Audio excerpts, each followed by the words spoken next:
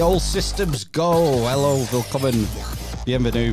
Time for another Army's Inquisition episode 416 on Sunday the 22nd of March 2026. I'm Phil. And I am Matt. And tonight we're joined by renegade journalist Johnny Vedmore. Can you hear us, Johnny? I can hear you. Can you hear me? Yes, just about. You sound a bit rough though.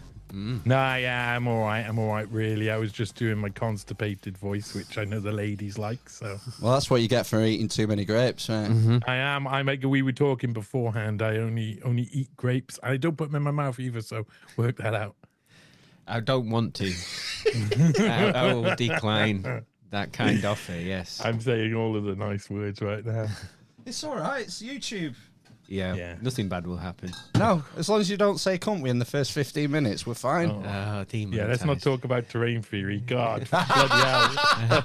That's my only strike, on YouTube at the moment. Is it? Oh, you one that's still standing because they last for like 3 months. It's about to finish. Andrew Kaufman. Yes, I know the guy. He's bald head and a bit of a goatee. American guy. Yeah. That's him. You got him. Yeah, he's been doing. I remember him coming over to the UK. I think quite fairly recently, doing a bit of a tour. Is that right? He's all right. He's all right. He's a nice enough fella. It's just you're not allowed to talk to him or about him. So there you go. Have you noticed? Pile YouTube. Yeah. Have you noticed the censorship improving any on YouTube since like 2020? Yeah, tiny little bit. But I mean, I'm surprised I kept my channel. There was a couple of times, especially when I was producing a lot of work on the people who were creating the COVID narrative. I released a couple of clips and stuff, which I was very careful not to say anything that wasn't provable fact, and even carefully worded so it could get past the censors. And they nearly deleted my channel at one point, but then rescinded the strikes when on appeal. And I think to be honest, it's been a hard old time. I've had censorship on Rumble and stuff, and I was one of the ones who got a Rockfin channel, and I feel like that was a rug pull as well. So I mean, there's an X now for me. It used to be all right for a little bit of time, but now it's bloody worse than it was when the neocons were in charge, because we're pretending not to be neocons, but we're really neocons are in charge.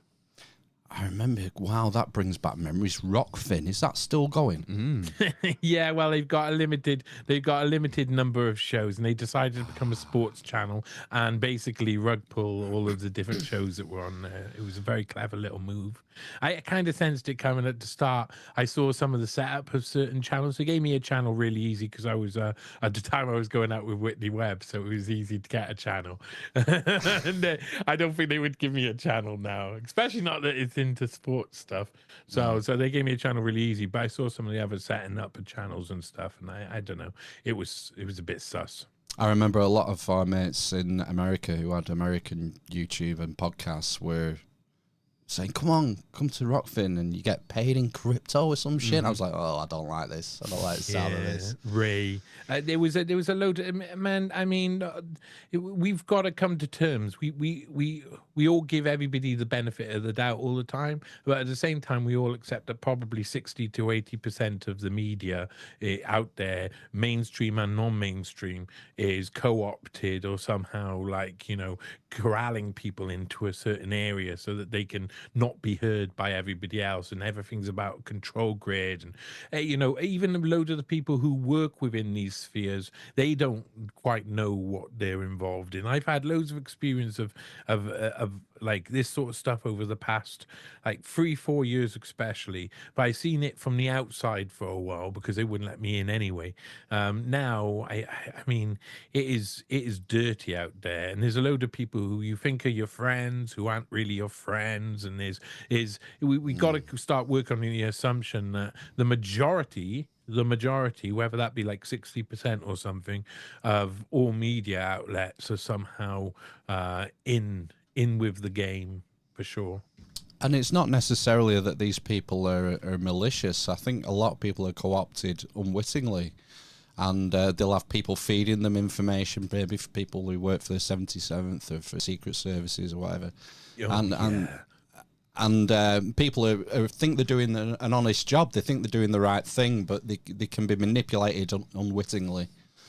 You know, one of the things, because I was on TNT for a while. Oh yeah. And I was given one command on that show, on doing the Johnny Vedmore show every day, 5 days a week. You know, I was given one command, which is do whatever you want and whatever you feel like, and we will give you no rules, and get on whoever you want and talk to whoever you want. And I was like, that is the only deal I'll take. And that the chance I thought that would come round would be like just wild. But I think there's a lot more of it now. And part of it, I mean, part of it is honest. And I think also part of it, from studying about how the current paradigm is, a lot of it is fifth generation warfare creation. You have to create and co-opt all sides. And I say to a lot of people, I have a lot of handlers. I know I have handlers. I know that they're working for someone. They know that they're working for someone. We both know that each other knows, and yet they're still doing the job. And the thing is that in a lot of these cases, I can't just go angry and shout at them and say, get out of my life or whatever, because the next handlers might be worse. So you've got to work with the handlers you've got, and you kind of have all different, like I've had it in my real life, like my real lived, actual reality, where I've been out in the real world and people come into my life and they're part of those organizations, they're part of intelligence, and they come into your life to do you some sort of harm and some sort of, but most people are living online nowadays, so it's all the same effect, man. It's all, a lot of it is fifth generation warfare. It's about getting in your head. It's about making you afraid. But then in the same way, they need people who are on your side to be talking to you and telling you that, and they've got to believe it as well. It's not like, there's no simplistic binary. I just want to say a quick thing about, I was thinking about this earlier within the Epstein case, but there's no real binary there. There's not just evil and good. There's a load of people who are doing a load of different things in the middle. Someone asked me earlier, do you believe in Satanism? And this sort of these satanic elites are all trying to they all believe that there's devils and there's hell and there's all of this.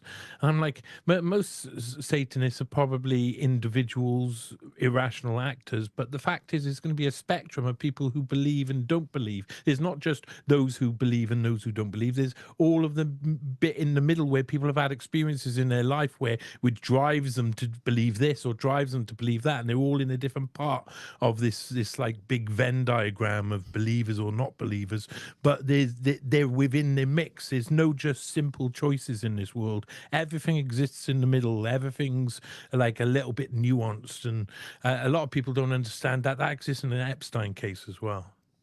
Yeah, people want certainty, and we often call ourselves truth seekers. I'll fix the camera in a minute, fuck's sake. But you've turned into letters, boys. I mean, this is unacceptable behaviour. The world is made of grey areas, and so that's what I think. That's what frustrates a lot of us, is that we're looking for certainty and for truth, and often that just isn't forthcoming. No. Well, what can you do? I mean, I don't think we've ever been told the full truth, because we don't even know the full truth. We keep having these things happen to us, and we keep realizing we're naive, and yet even the truths that we're being told that we have evidence of aren't quite, when you investigate them, aren't quite what we think they are once you see the evidence that's been presented to you. There's loads of other evidence that makes everything nuanced, controlled information is used to create binary dialectics that can be controlled with a thesis, someone acting as a thesis and someone acting as the antithesis. But at the end of the day, there's, so again, if anybody offers you one side or the other, they're a liar. Right, yeah. And I'm always skeptical of people who proclaim the truth. My favorite quote is, the only thing I know is I don't know anything. I have information and I have ideas and or something. I think it's Plato. Okay. So I have ideas and theories and thoughts, and it came from reading books, because you can read half a dozen books on a certain subject and come away with half a dozen different answers, and you have to try and pick the truth out of all of it. Yeah, I've always been someone who I had a hatred of books. We had so many books around us, but I had a hatred of the idea of reading an entire book, of starting at the beginning and getting to the end, and having to go through all the middle and all of that. It just seemed like loads of hard work. I used to sit under the stairs in my house when I was young, where we kept all the books under the stairs, um, and it was. I remember I would pick and choose. I've always done this. I'd pick and choose. It's kind of made me a good researcher now, because I can go into a book and I can quickly work out the sections or the chapters that I should be reading to give me some form of information that I require, and how much around that I should be reading. So I don't have to read every book under the sun. But I find that I pick and choose information rather than I can't digest. I'm always rushing to the next thing and to the next thing. I like to just take out little bits of information that I think are important and try and examine that. How did you get into all this, Johnny? How did you end up in the position you are now? Oh man, there's a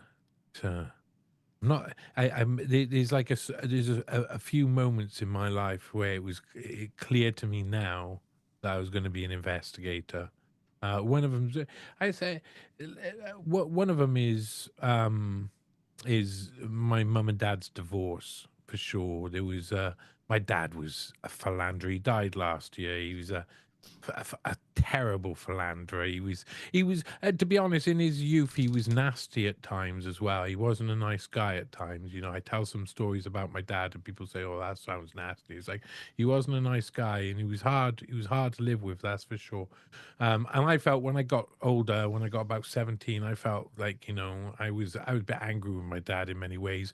And my mum decided to finally divorce him after, he cheated on her over and over again. But no one knew who the actual we knew he was having an affair, didn't know any of the details. So soon I looked through all of his stuff. I found his his his new Mrs.'s name. I found it like spread out across a telephone booking code. I went and discovered that one of the phone numbers went to a business, and I kind of guessed what her name was. So I rang the business and asked her name, and then got her full name, and then went down to the library and looked through the poll tax register and found her address. And then me, my mum, and this woman, Sian Norvey, sat outside in a little mini metro looking out the window as she went into her house after work had closed. And we got to see where she lived, who she was, and got the divorce papers delivered there. And I kind of helped my mum divorce my dad, really, and get out of that relationship. And there was a load of things around there where if stuff like that happened, I was investigating. But then there was another thing, like later on, like that was probably about 97, 98, 99. That I was going through a lot of that stuff with my mum. I felt really sorry for her. But by 2002, I was working in the Hilton in a 5-star hotel in Cardiff, and I had seen, like, behind the scenes, lots of rich people. I had met like the king. I had met like loads of these pop stars. I had met all of these different people. The king when he was Prince Charles, of course. Like, I had seen all of these people. I had seen that the world's a little bit dirty and dark behind the scenes. Like, that these people were horrible people. Some of them just really nasty. A different ilk completely.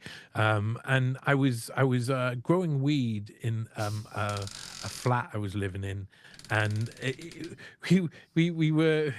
some guy had moved into the house, and his mum was pissed off that he'd moved out of his house, so came round and tried to kick in the door, and then called the police and said that we were dealing heroin there. So the police came round and they raided the house, and they went boom. It was 2002. This was 2003, maybe 2003. They come storming up the stairs. They didn't take any of the grow equipment. They didn't take any of the flowers, plants, whatever. There wasn't anything big growing. It was just like a couple of almost failed seedlings, to be honest. They didn't take any of that. They just took the 2 big boxes of newspaper cuttings of September 11th that I had kept on the side. I was like a whole. It was. I mean, it was a whole bang bang bang bang bang bang bang. Bang. They found like quarter of a gram of resin down the back of the sofa, but there was just no weed in the house at the time. Everybody was away at the time, but that got me like obsessed. By 2004, about then is the first time I saw a guy who I've worked with, who I love now, Jason Bamas. He's a wonderful human. I love him. He's just so sweet, just a really kind natured. He was one of the first people who, when the censorship cosh really came down with the Junkermann articles, he was one of the people who, even though he knew they wouldn't last 2 weeks, continued to have me on his show and continued to talk about it. I really respect Jason Bamas.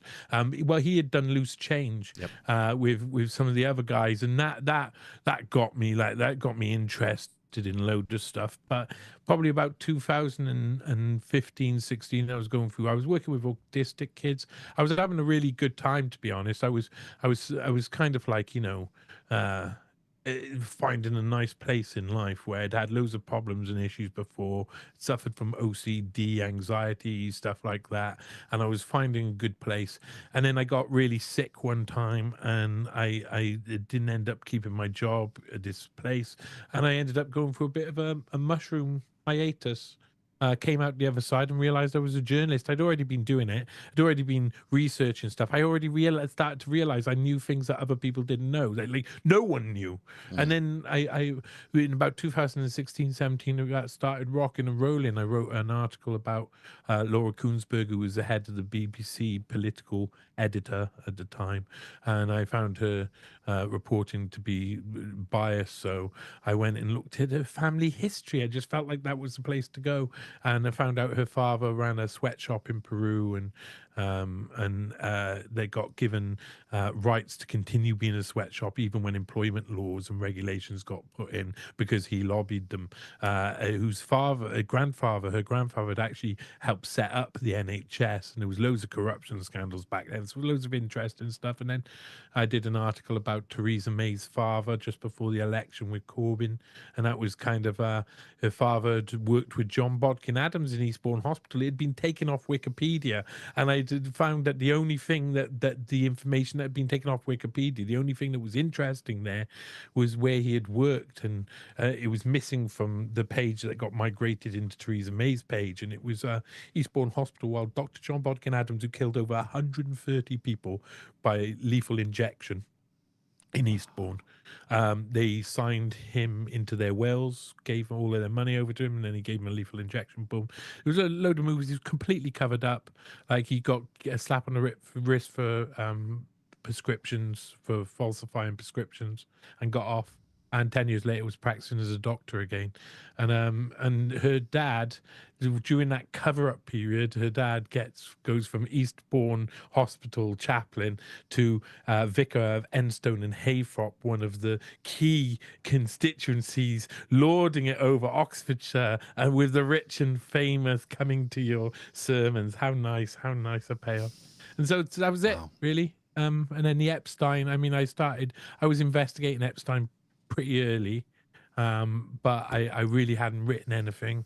And the first thing I wrote was in 2019, because the lady, Nicole Junkermann, had got involved in the NHS with the NHS Health Tech Advisory Board. And I was like a little bit triggered by that. It was pre-pandemic, so I thought the NHS was still savable or salvageable. But now it's more Epstein than it is NHS.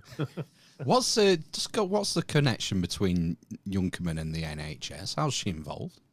Okay, so Nicole Junkermann was on the NHS Health Tech Advisory Board that was set up under Matt Hancock, and she was brought on by a guy called Daniel Korski, who recently went for a run as mayor. He seems like an extremely interesting intelligence asset who was aligned with the Tory party. You go back in his history, and he was in Afghanistan as one of the main advisors to Hamid Karzai when they installed installed him into the Afghani government. my So God. that's pretty significant. He's like one of the ones who's heading up the Health Tech Advisory Board, and the Health Tech Advisory Board included one of Junkermann's companies, Okin, that's OWKIN, that was going to be, and she was announcing on a website on NJF Capital, she was announcing that Okin had the rights for all of the data for the NHS. So this woman, who at the same time is setting up a Mossad-aligned company with Jeffrey Epstein, Peter Thiel, Ehud Barak, Pinchas Bukras, who, if you don't know who Pinchas Bukras was, he's like only the former head of the Unit 8200 cybersecurity division of the Israeli bloody Psy Corps, and others as well. And it was at the same time. So it's all about data grabbing. It's all about the Israelis knowing whether you've got a heart problem or whether you've got high or low blood pressure or which ball's missing, etc., etc. You know, that's. Well, that's very. That's there's men out there listening to this with a ball missing, going, "Don't laugh at that. It's not funny. I miss my ball. I think about it every day." Wow, and that's such sensitive information because one thing I've noticed particularly since 2020, is more people realizing that the NHS probably isn't going to be there for them when they need it, and taking it upon themselves to get private health insurance with Bupa, whoever it is, for £20, £30, £50 a month.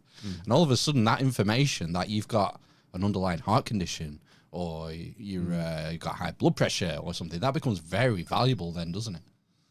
Yeah, everything becomes valuable in this world. And anyway, I get a feeling from living in other countries, I would say like the French system is something that's a lot like that. It's like you pay in kind of like national insurance, but you get a private healthcare, and that means you get competing health companies and healthcare companies, and you get a much better service. In Chile, it's even better. Again, it's but it's basically the same sort of model. You pay like a health insurance.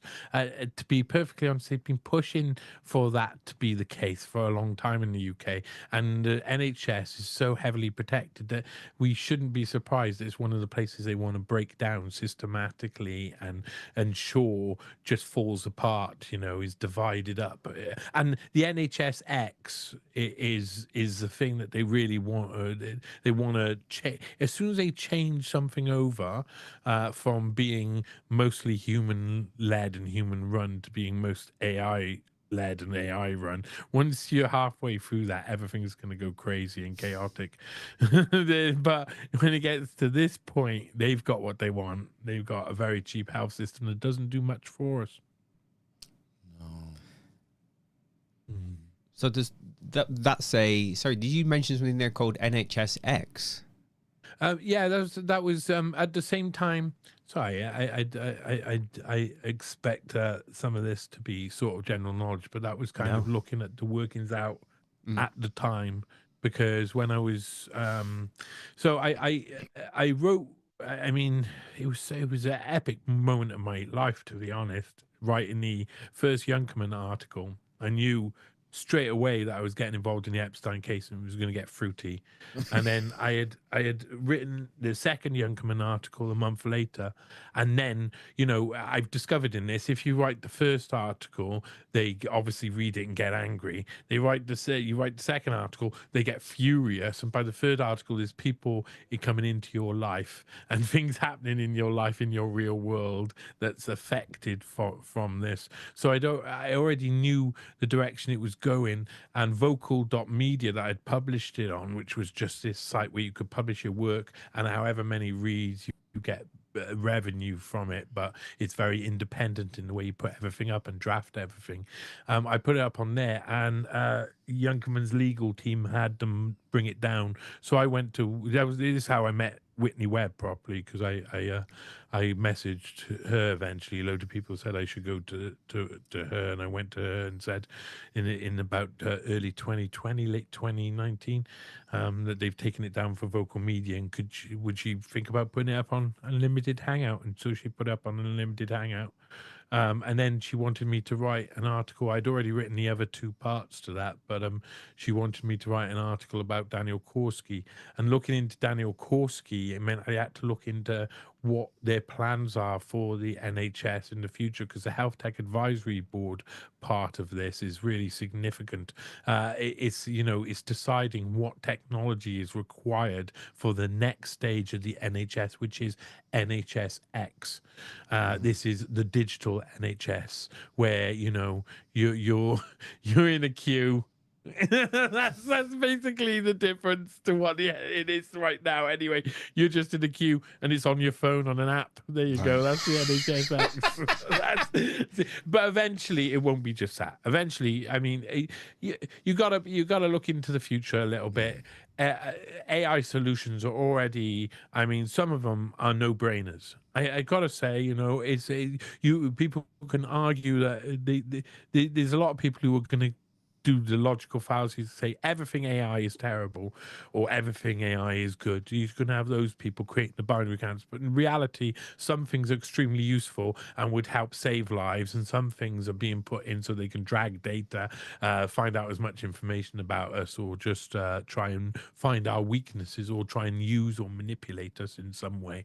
You know, if we can harness one side and not the other, that's what the perfect idea is. And in the future, that's going to be more prescient an issue than it is now, which is why NHSX is already kind of being formulated. You can go and see some of the ideas behind NHSX. I think you can just, like, online, if you say NHSX, what is it? It will give you a load of PDFs on there already.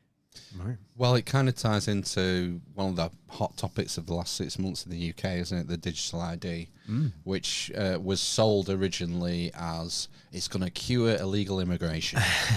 That's the big selling point. But before, you know, within a fortnight, it was, well, this is going to streamline your interactions with the states. You can find your GP, you can renew your driving license, you can pay your council tax, and having all sort of a single point of failure for all your information, it just seems ridiculous.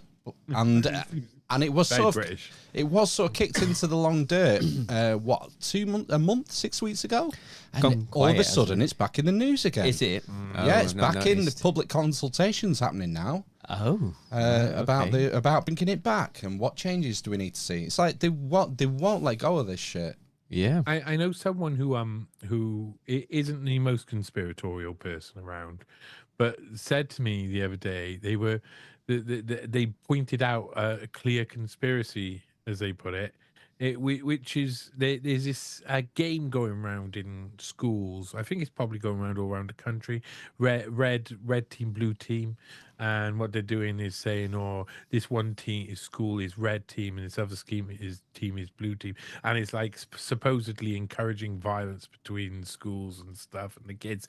And it sounds like a stupid thing, but etc. And you go, oh, yeah, you know, that, of course, that sort of stuff happens in social media. But no one actually thinks, is it like there's some schools in Cardiff who have had like complete sort of like, oh, we're going to send everybody home because of fear of it and stuff. Yeah. But nothing's actually happened. But it leads down that road where people are going to say, well, what's the solution to this? And there's limited number of solutions, and the ones that will be offered are a bad solution and an even worse solution. And the bad solution is likely to be digital IDs, and the worst solution is something that's even worse than digital IDs. So, I mean, it's like a microchip in your butt, which will probably be the future anyway. I mean, we'll probably all have butt chips eventually. I think I might have one already. That's a hemorrhoid, Matt. Oh, yeah, sorry. Different That's podcast. just a chip. Different podcast, that one. Yeah, I remember seeing in the news about these fights breaking out. A viral, what do they call it? Not a viral pandemic. There's a viral something. Craze, yeah, going around schools where people are organising fights. I mean, that's nothing new. We used to organise fights with the nearest school when we were kids. Well, maybe Corpus you Christi were a bunch of bastards. How do you know Corpus Christi? Yeah, that's just down the road.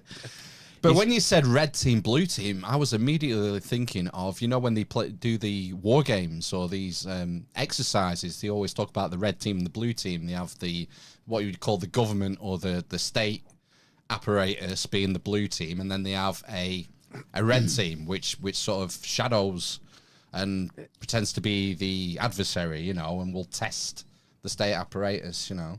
It's interesting how all this stuff dribbles down. I think this is something. I mean, if you look at media now and you think about what you would have perceived it as 25, 30 years ago, it's like it's wild. It's like some of the stuff out there is just wild. I wouldn't believe that people could get away with it.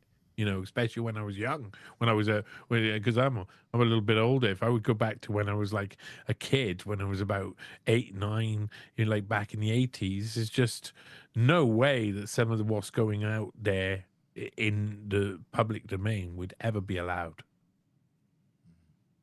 It's wild.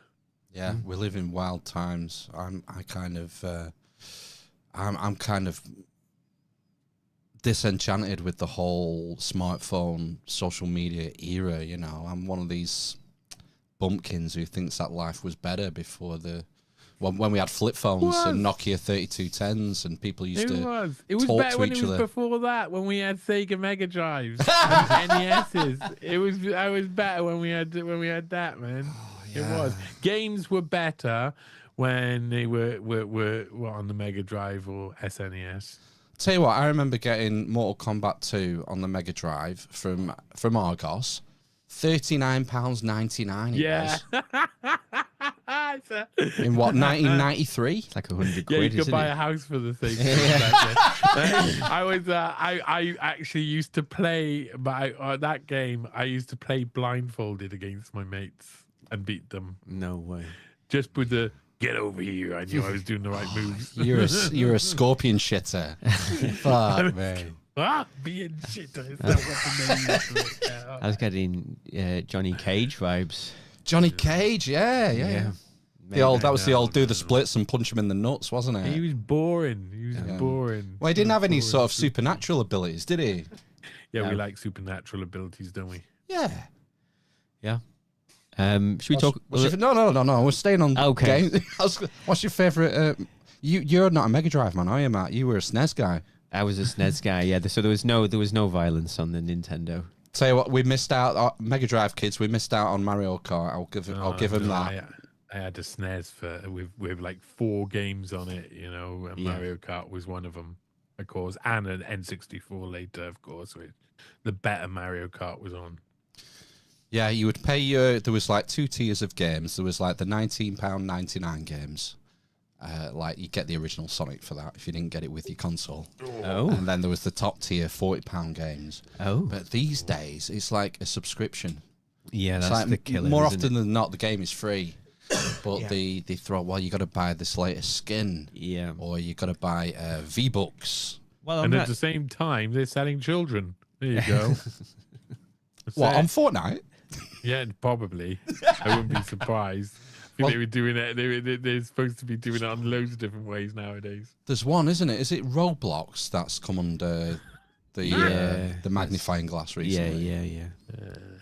Lots of dodginess on that, isn't there? So they say. It's really Well, difficult. it's actually Steve Bannon was using at one point World of Warcraft as a test site for 5th generation warfare. This is true. How? What was he doing on there? They were having people walk around and try and convince other players to do things that were against their best interests. In game. Yeah. Wow, that's. I know. It was wild.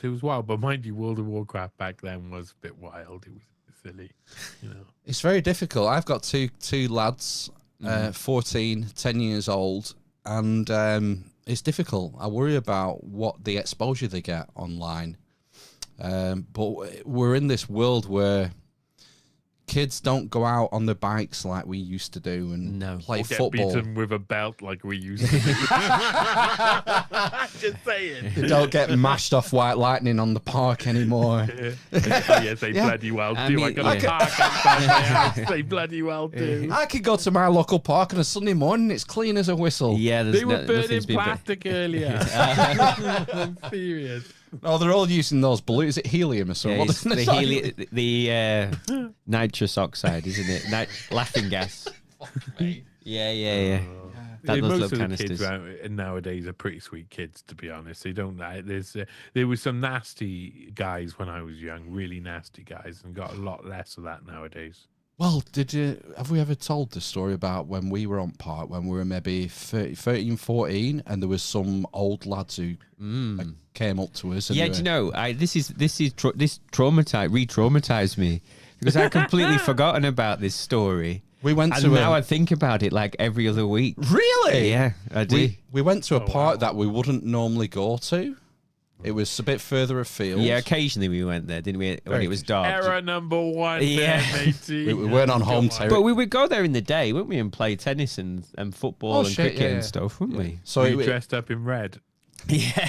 Yes.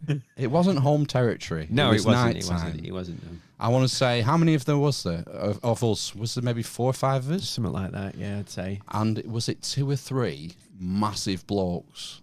Yeah. I would have said, it was like nearly 30 years ago, isn't it? So I would have thought they were in like the late teens, early 20s. I would have thought. I thought you were going to say they were like Tartarians. They were giants, weren't they? They Yeah. were Nephilim, Tartarian beasts. Beasts of men. Yeah. And I would have said they were probably early 20s. Yeah. Do you reckon? I would have thought so, yeah. So it's kind of weird, isn't it? Like a couple of what I class as blokes in their early 20s coming over and chatting to 13, 14-year-olds. Yeah. And I seem to remember one of them. Back then. I remember one of them saying to, I think it was you or one of the other lads, so are you going to suck my cock or what? Yeah. Oh, fuck. I know that's really getting out there, time. Yeah. Boom! Yeah. Yeah. It's like, Yeah. Fucking weird, weren't it? But it stuck with us after all these years. Well, no, I'd completely forgotten it, and then you reminded me about 2 years ago, and it's never left my mind since. Sorry. How did he remind how close you? I was. What did he say to you? He told me the story again. All right. Okay. During one of our barn raisings, I think. Was it? Yeah. I think it was, wasn't it? I mean, time were different back. Time was a lot different back then. I mean, times have changed loads. There was a few occasions like that I had with my life. Like, I had one guy on my first day of school. I had like this, or second day of school. I had like this heavy bag full of books, and these 2 older kids chased me after school. They were like, they must have been about 18, 19. And I was like 11. They were just like, they caught me, and I shit myself. Like, I thought I was going to get beaten up. And it turns out they were just fucking with me. They were just like, and after that, I kind of like didn't care anymore. And then I got kicked in the face for not caring anymore. I learned my lesson. Then I had like a couple of rides on, but I used to go on, me and my mates used to go around on buses. I had this kid hold a knife to my throat, a massive combat knife to my throat. And I by that point, I was like, just kill me, just do it. just like, it didn't really scare me anymore because it was just a regular thing. I was a small kid and I got regularly like, the focus of attention. And I learned not to give a shit anymore, really. So most people don't bother you if you don't give a shit either. It seems to be getting like grimmer by the day when it comes to the cities, particularly the big cities. And now I'm noticing it in our city, which is only small. Is it about 100,000 people? Something at Preston. It's not a big city. Well, the city centre. Well, I don't know. I think the whole area is more than that. Yeah, but I'm just coming to the view like you need to get out. I want to get out of the city. Like I want to sort of get my kids through school, and then I just want to get out because it just seems to be. And maybe this is contrived and it's meant to be this way, but things are just getting worse and worse, and I can't see it getting any better, particularly with the political climate and the way that shit show's going. I keep going past the same conversations happening. I live in an area where it's now mostly Indian people, and that is extremely noticeable. And it's the same around a load of different. I mean, I come from a sanctuary city in a sanctuary country. Wales is a place that welcomes in immigrants regardless, and it, even those who are open to immigration, like really open to immigration, are starting to say the same thing. And I'm walking past, just yesterday, I walked past a bus stop full of people who were white people who were all talking about how their neighborhoods changed completely, and they all look like they're distraught, and they're they don't have any leaders, and that is going to be something that sends this society a cropper soon, because someone's going to come by and lead those people, and some bad stuff's going to happen, because at the moment it's going out of control. Even the most welcoming people are having trouble being able to explain why this level of immigration is acceptable. It's wild. It's wild, and it is to break down our societies. I mean, I released an article. I don't know if you know a woman called the Amazing Polly Yep. out there on the internet. She's a funny one. Me and her, we have backwards and forwards. She's really interesting lady. She was having an argument with Brett Weinstein one time, and I come in and I said, "Hey, I once found something interesting about Eric Weinstein." I said, "Would you like to know about it?" She said, "Oh, most definitely I would." And I went away, and 2 hours later I come back with the article, because I had originally started looking into it in about 2019, 2020, but then all the Epstein stuff happened. I was investigating Klaus Schwab for a fair few years. I was doing a load of other stuff. I was moving in and out of Chile. I had a baby with Whitney, so that was like, lots of stuff and everything that came afterwards. And then eventually I was like, okay, well, in 2 hours I had slapped out this article, because Eric Weinstein had been an advisor to the UN and written an important paper between 2000 and 2002, before he became one of Thiel's right-hand men, so you can trust him, obviously. It was migration for the benefit of all, and it was about how to create economic migration that somehow would be acceptable to the native population and the native workers who are going to have their wages decreased by it. But his solution was, well, when we come around to finding a solution, we'll think of something, so it's okay. That was what his solution was. And, these things have been planned for years. And it is essentially, I called the article Eric Weinstein's Great Replacement, because essentially they are. And I know loads of people are like, I got to keep my culture. I got to keep my culture. But hey, some of these foreign ladies are pretty sexy, I mean, maybe we can find some sexy wives now. We were saying the other week, I don't think any of us have seen an Iranian woman that isn't hot. No. Those eyes, those Persian eyes. Man. Oh God, I tell you. And part of me wonders if the reason is the decline in birth rate, in fertility. That's why this is being pushed so much, and because our economy is such a Ponzi scheme. We live in this paradigm of infinite growth. All hail GDP, which has to go up year after year after year. We have a pension system which is completely unfunded. It's just like a magical mystery pot at the end of a rainbow, which will be there when you retire, we promise. And so, because we're not having enough babies, we've got to ship people in. And, if it suppresses the wages of the lower classes, well, fuck them. Yeah, I don't think there's any solution to it either, bro. It's gonna come that way. People have this idea that that we're gonna somehow get our nation states back, but this globalism, man, this globalism is going to be tyrannical. It's going to be tyrannical, and it's going to force us amongst each other, and humans themselves are going to be the ones who are under attack. Because I mean, even we talk about like the number of births, etc., and the decline, and how obviously we know people who know about Club of Rome or the neo-Malthusians or the people who would like to see population reduction or Fabianism. They know that there's a whole agendas. There's lots of agendas, loads of different names for it, and it's all about reducing the population. But at the end of the day, they don't really need. I think they've proven to themselves as well. They don't need to do any of this at a quick pace. I think it's all long drawn out process, and I think once the technology can take over for 80% of the population, there will then be a sharp decrease in people, and that's really like neo-Malthusians are looking forward to the point where the technology stops the process being true. Well, speak of the devil, the author of The Population Bomb, Paul Ehrlich, died, I think, this week. He wrote one of the books in the 1970s. I want to say 1973, maybe it came out, which was pushing this agenda that it's unsustainable the way our population is growing, and how wrong he turned out, because we're facing population collapse, not just in the UK, but particularly in South Korea, Japan, China. Yeah, China seems quite bad, doesn't it? If you believe the information. I mean, again. The only thing I know is I know nothing. Who knows if these numbers are right? Yeah. These population growth estimates. That's what we're told, isn't it? Yeah.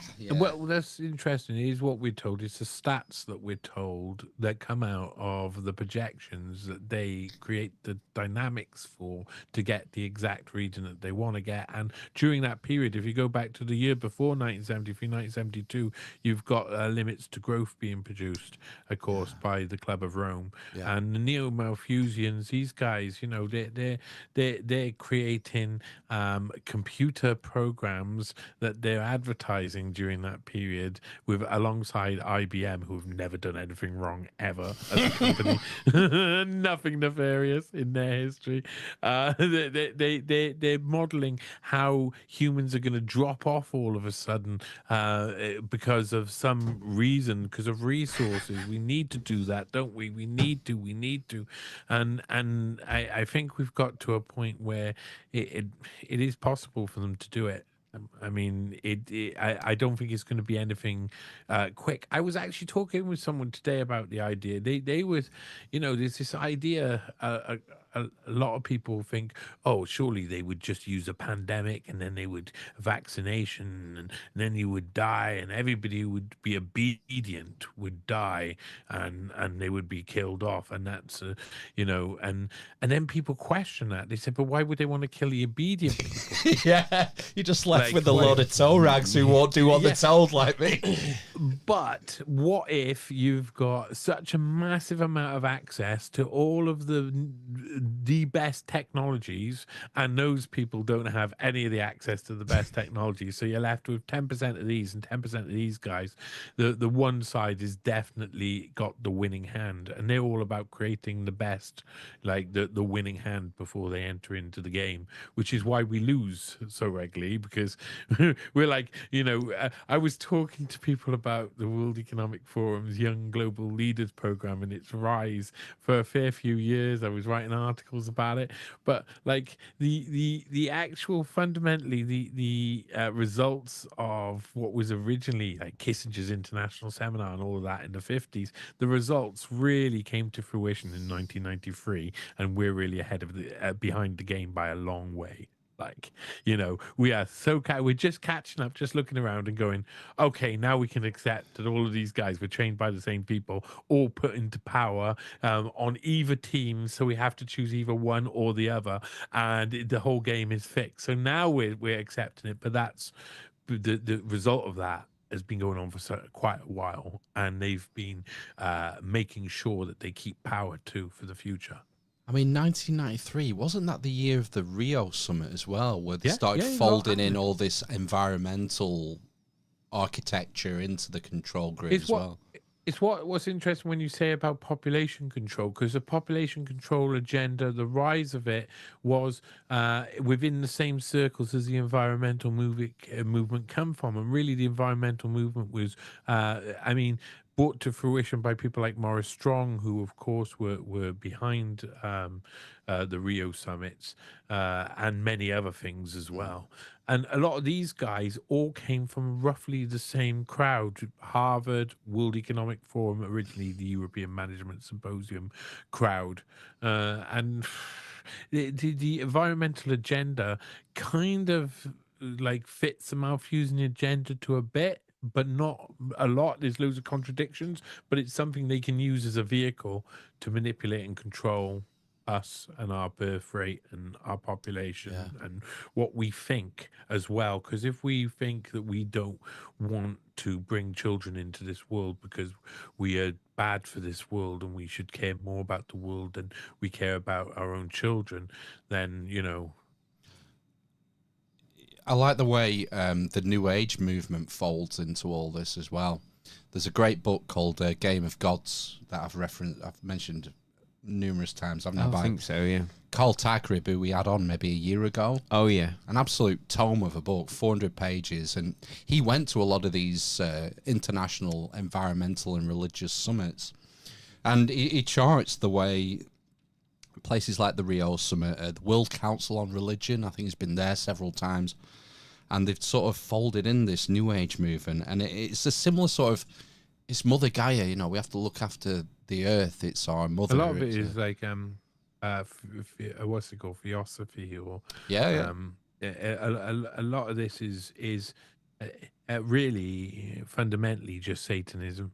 I mean, you don't. If you look at the people who actually created that movement, they were the Luciferian Trust, and even their own literature is like, well, we don't relate with Lucifer, but some of his teachings that were good we relate with, you know, and etc. Which is like, well, okay, so that's still Lucifer, though, isn't it? It's really, it makes you battle in an area which is uncomfortable if you're not a Christian or you're not a Muslim or you're not or got a side. It makes you go to an area where you feel uncomfortable about battling, like you shouldn't battle it. But at the end of the day, they are. They're a lot of the like the official religions of the UN or the World Economic Forum are always going to manifest like that, and the people who run them are always going to the parties that, you know, indulge in it too. I suppose one of the other tools used to control the population, some might call it a tool of last resort, is war. And we're in an interesting time. The president of peace has started firing missiles at Iran, which... they've been calling for, you know, for donkey's years. Yeah, what was it? The West Clark 7. We're going to hit, what is it? Not Somalia. 7 countries, wasn't it? In Sudan, was it? Sudan. I thought it Iraq? was Somalia. Yeah, Iraq, Afghanistan, Libya, and finishing with Iran. Yeah. And they're a bit late. They're about 20 years late. But yeah. What do you make of it all, Johnny? This escalation in Iran?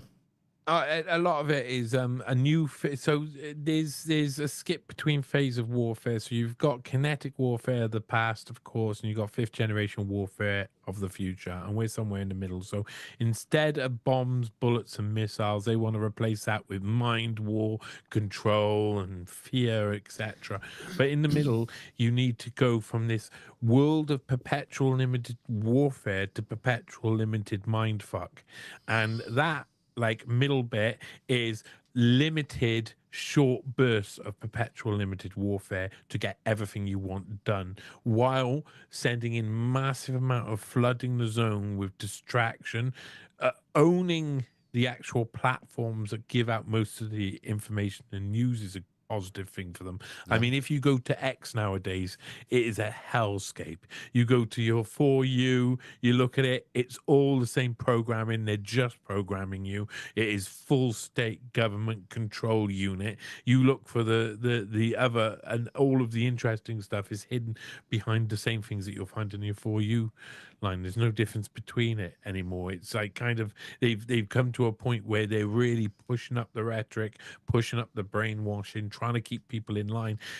It's going to happen for a little bit of time, then they're going to stop it for a bit, and then they're going to start it up again for a little bit of time, then they're going to stop it for a bit. They might try things that they don't normally do, like quick raids. Like they were always like, it's all or nothing. We go in and we do shock and awe. Now it's shock and awe for a while, a couple of bit of military campaign, destroy a bit of infrastructure, come out, wait a little bit of time, do something in somewhere else, and then do that a whole time, releasing masses of information about something that keeps everybody distracted. This is our future, and it's going to keep going up, ramping up. As AI gets more sophisticated, they will offload a lot of this and boost up the actual level of this sort of behavior. And that's, we're going into the realm of 5th generation warfare. So it's, you can imagine it like bomb, bomb, bomb, bomb, then intermittent bomb, mindfuck, intermittent bomb, mindfuck, mindfuck, mindfuck, mindfuck, fuck.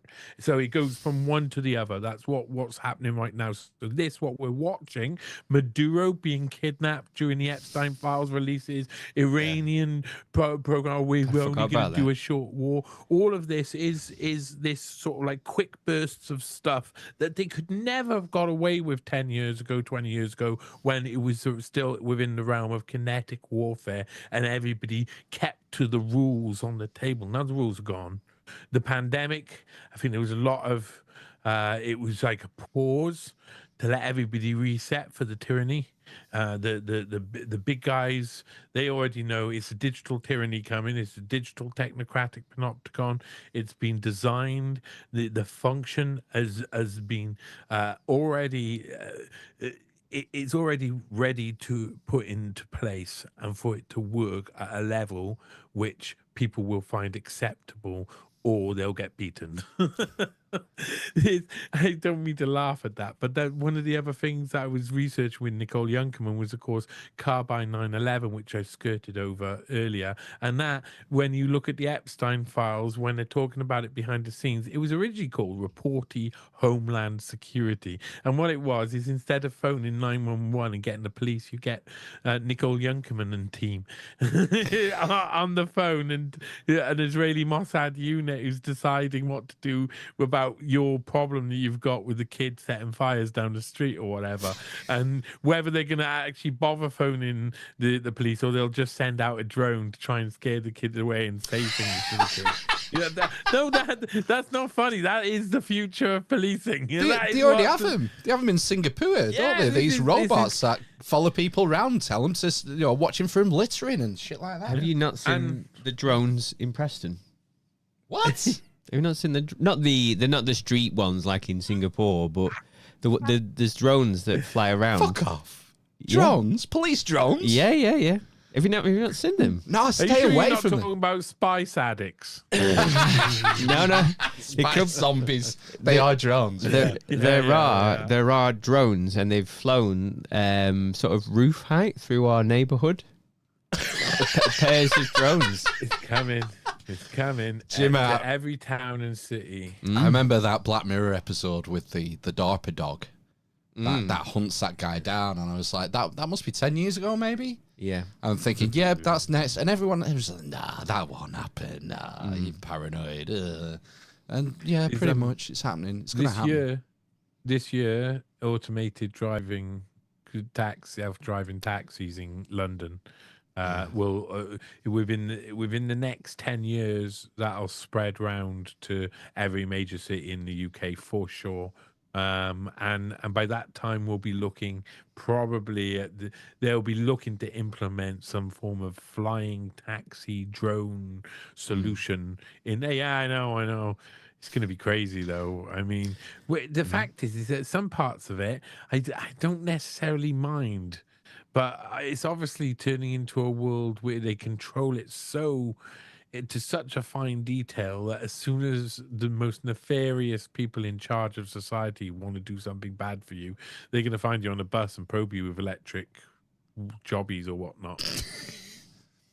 Yeah, there was a big deal done this week. Was it $1.3 billion or something with, I don't know if it was Uber or one of the big sort of taxi companies to pay for driverless cars. Oh right. So, but it's been agreed for them to start in London then. Yeah. Right. The rollout is 2026. Is happening now. And I was trying to explain this to a taxi driver in Cardiff, and he's like, they won't have any driverless cars anywhere for at least 20 years. I was like, no, it's been rolled out this year. No, it's not going to happen. Like, you realize during the times when things change, that the people who are going to be affected by that change never see the change coming. Wow. They're the ones who deny the most. Everybody sees it around them maybe before they see it themselves, and maybe that's just human denial. And it won't just be taxis, though, will it? It will. It'll be vibrating sex bots too. Well, I'm interested in the in that angle, if that's the right way of putting it. The angle of the dangle. Yeah, but you would move in the driverless thing. You could there's a lot of talk, isn't there, about HGV, haulage, shipping. You could probably see trains. easily. Why wouldn't you want buses. that? Why wouldn't we want that? I mean, yeah, no, I can't think of any reason why you would want just an AI running a giant container ship. Have you not seen Terminator? I know, it's absolutely fine, isn't it? Skynet. Yeah. Shit is Skynet, you know. Yeah, exactly. Or just That's it's like gonna- the single kill switch, isn't it, as well? You know, so the captain could die on a giant tanker, and then there's like a crew of how many, tens, hundreds of people, I don't know, people that need to be on a ship to make it work. But if the AI goes down and there's nobody on board, right? It's just, Sitting duck. yeah, well, a rudderless ship, you might say. I don't think that'll I don't think that'll work like that. I don't think that'll work like that. I don't know how it'll work, but I don't think it'll work quite like that. I don't think like AI going down. I think at some point AI will be able to keep AI up, Right.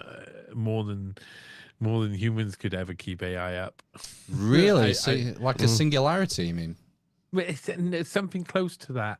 Something that's I don't necessarily believe in that it's going to bypass a certain point in intelligence, but I do think that it'll get so indistinguishable from that it'll be able to do multiple functions that will make up for the what is out. So it'll be like indistinguishable from a god, but not quite a god.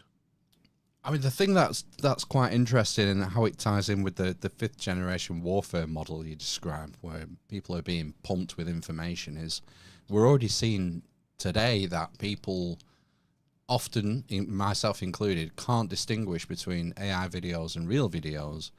And it creates this atmosphere where you can't trust anything that you see anymore. And when there's no trust in what you're seeing, I mean, it just heightens skepticism, and all of a sudden it's like, I don't know if that makes their job harder, If everything that they're putting out there is indistinguishable from reality or AI, whichever way you look at it, and you're trying to control messaging, if you're dealing with a populace who's just totally not willing to, they can't distinguish what's real and what's not anymore, that makes your job harder to control a message for me. This is interesting because isn't it that the world of the last man and Nietzsche's last man, is that just the nihilists who just end up following just whatever because they're in the algorithm, and there's too many questions to be asked. And to be honest, technology is so good now that it wouldn't matter. But there's another thing. I've experienced this myself, because these AI stuff, especially with videos, music, things like that, it's not like the things that are when you leave a computer do everything by itself, it does it terribly. It's awful. But once a human does a majority of it and then uses AI and computers in a different way to seal it, it can be an amazing tool. It's like for video and for sound and for everything else. And I've created like the Jeffrey Epstein, the podcast, the musical. Every single one of the songs starts out with me on a synth or playing on a guitar. Yeah. So every single song starts out with me. Some of them start out with me recording intonation and words, and then synthesizing the vocals through AI to be whatever vocal I want of whatever sound. So I'm able to have Ghislaine Maxwell and Friends doing Top Girls as a song within the second part of the musical. I can now do things, but you have to, I've heard people who create AI music, Yeah. They put in a load of words, they press go, and it pumps out something that's rubbish, and it sounds rubbish, it sounds weird. But what you find out is that if you actually form everything, and give it as little possible to do and make it all about your part of the creation, it suddenly forms that into it can do an excellent shine across the Yep. top. That can mean you can create loads of different things that I could not create before. It would have taken me to do everything, to create the first part of the musical, to do all the instrumentation, everything like that. That would have taken years, absolute years. I was able to do things in a much quicker way, and that's wonderful. It's wonderful. It means it leaves me with loads of questions. It left me with loads of questions afterwards, because I was like, well, what do I believe it to be? But then I've been working with music for a long time, and music, loads of it feels like you're cheating when you're sitting there with a synthesizer board synthesizing electronic sound and have an ARP playing 3 notes really quickly consecutively when you press one button. You feel like you're bloody cheating. When you're making a violin sound and it may sound realistic, but you're bloody well cheating. You feel like you're cheating. Sometimes when you got a drum track playing over the top, you know that it's been created by some sort of algorithm, and you hear it, you hear like a big artist doing the same, and you go, oh, he's cheated. But the fact is, it's sound. It's sound, video. It's all going to be used in different ways. Some of it's going to be total and utter crap, and some of it is going to be really nefarious and dodgy, and some of it will make you ask questions of, is it right for someone to do this? But a lot of the time, that'll be whether or not we're being told honestly how somebody does something, or the process of doing. And that's also up to the artists themselves on to tell people how they do like create their work. So there's loads of this. It's like with AI, as always, with everything, again, not black and white. There's no people shouldn't necessarily throw all the baby out straight with the bathwater. They should say there's going to be points where this is going to help my life function in loads of different ways, but there's also loads of safeguards that need to be put up, so we don't just rely on computers. It doesn't have to be all one or all of the other. There can be a middle ground. I exist in a world where people are totally averse to AI, and I can see the benefits of it, and I can see the crux. It's a crux too, you know? Yeah.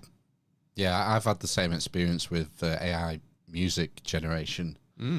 As someone, again, like you, who plays instruments, has done for a long time, and the tighter your guardrails are that you give it, and the sort of the least you give it to do tends to give the best results. And even so, I still end up doing generation after generation after generation and trying to get the right one, what I can hear in my head. And so I often find with the AI that it does produce good results, but it often takes longer than if you just did it yourself, like with the show artwork and stuff like that. You can spend so much time refining prompts and regenerating that it would have been quicker maybe to just start from scratch and do it yourself. Yeah, but I spent a lot of time making graphics that took me all day to make, and now I can make them in minutes and get on with the rest of the stuff I got to get on with. I mean, for me, and this is personal. I don't have anybody who helps me with anything I do, which is very useful because I spend a lot of time investigating intelligence agencies and nefarious people, and I don't want people messing with my information or fiddling with me stuff.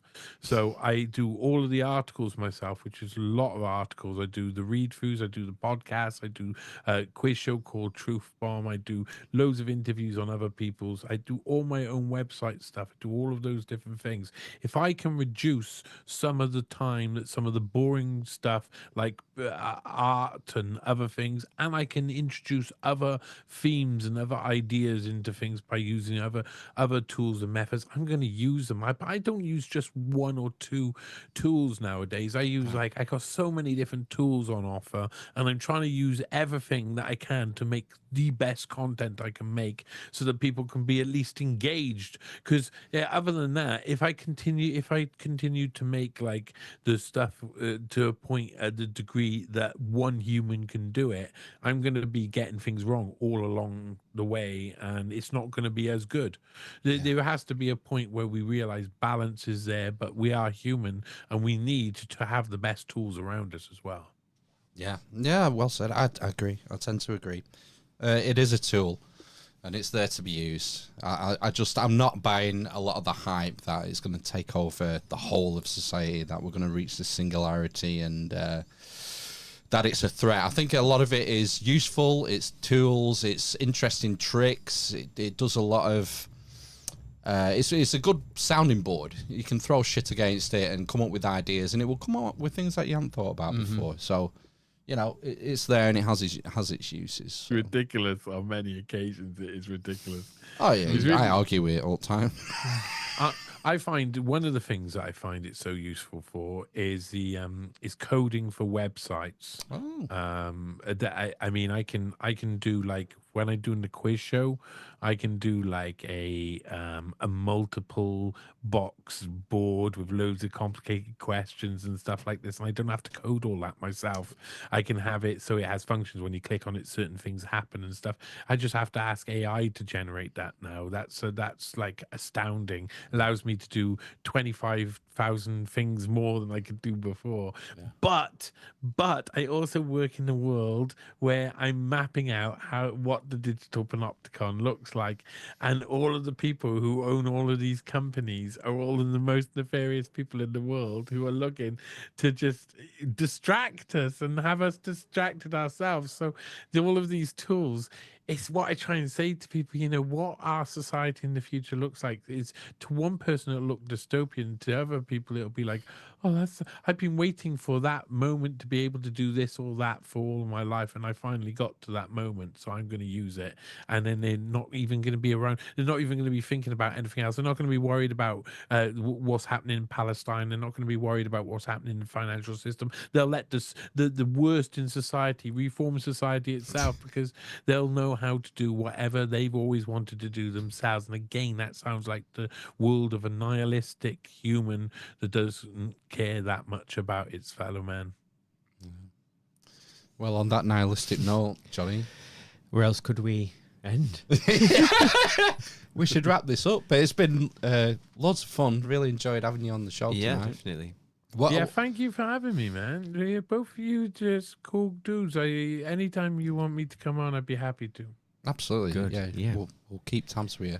Maybe we can talk about Epstein next time. Oh yeah, Epstein. Yeah, we didn't really talk about Epstein, but you know, whatever. I mean, you've got loads of stuff that you've put on your own channels and stuff regarding Epstein, haven't you? You've got newspaste.com. You find loads of stuff, and a lot of the articles are where it lies. You know, I've done a lot of long form work, and if you go into the articles, you'll find not only read throughs. I go through the source material. I do podcasts about it. I could do documentaries about it. So there's loads of different angles to look at it, and I write the musical too, baby. When's that going to be on Broadway, Johnny? Hopefully soon. Honestly, if you go to Spotify or Apple Music or whatever you like to do, or YouTube, and you look for the Jeffrey Epstein podcast, the musical by Johnny Vedmore, you'll find it out there. And honestly, you'll want it on Broadway, and I'd be happy to perform the whole thing on Broadway. I can tell you. Ace, right? Okay. Well, on that note, all the links are in Johnny's links. That's a better note to end on, isn't it? It is a better note to end on. Yeah. All Johnny's links are in the show notes, so please check it out. Yeah. Check out Johnny's stuff, and good luck for the rest of your researches and launching the musical and seeing it at the West End or Broadway. And thanks again, Johnny. It's been an absolute pleasure. Thanks for your time. Thank you, boys. Okay. Right, folks, we're going to take a brief recess, me and Matt, and then we'll keep this stream running. Yeah. And we'll nip back and have a chat in 10 minutes once I had a piss break. And we'll do some housekeeping. Do some housekeeping, yeah. All right. Okay, sayonara, everyone. See you soon. Bye.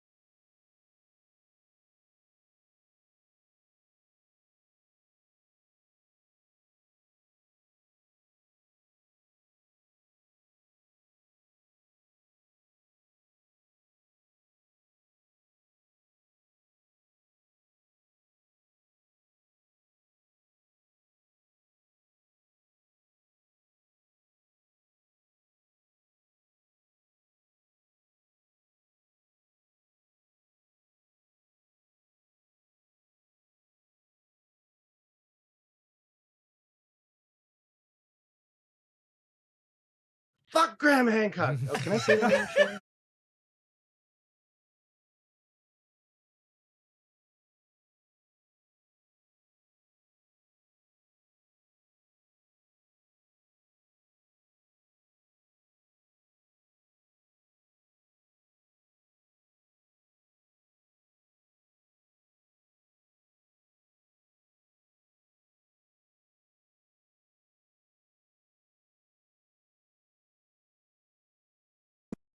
Every meal you make, every bite you take, every single lunch with a crispy crunch, you will eat that box.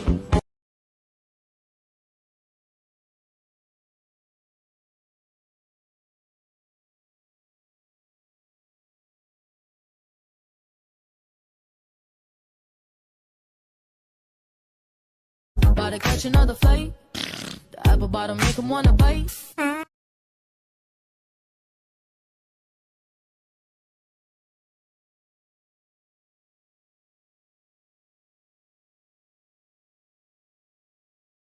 It's that Ninja Turtle, yo.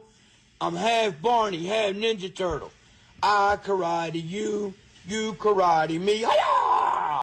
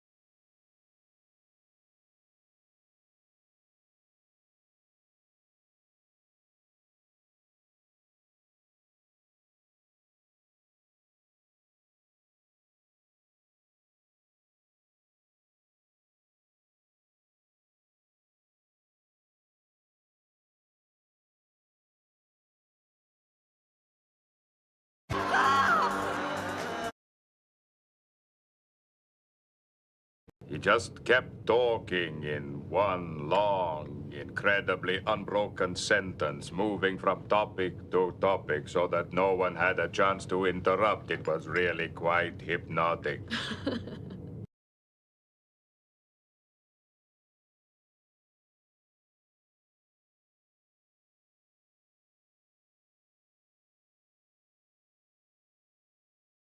They have to pay out $159 billion less.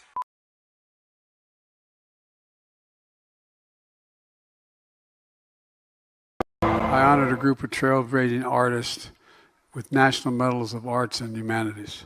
The group included groundbreaking Asian Americans like Vera Wang and Joan Shingang, I'm going to pronounce it.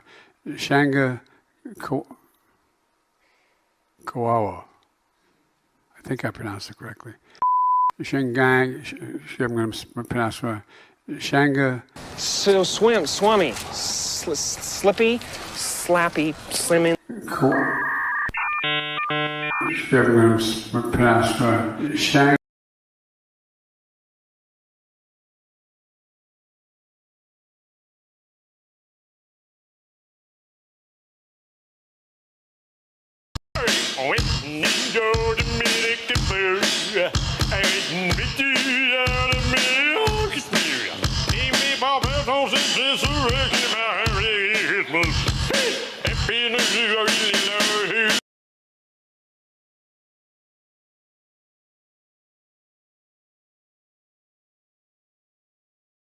Hi, I'm Kiko. I'm 23. I go to UCSB and I also bartend.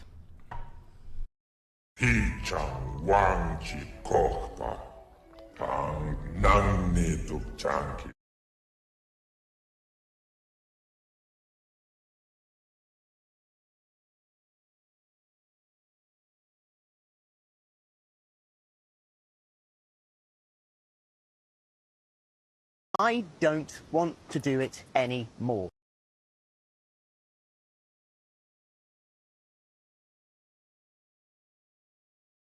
Get on with it. Yes, get on with it. Do you really hate people who are late? Why can't they be on time? It's no excuse. Sorry, Roy. We're trying. These guys. These guys. Honestly. These guys.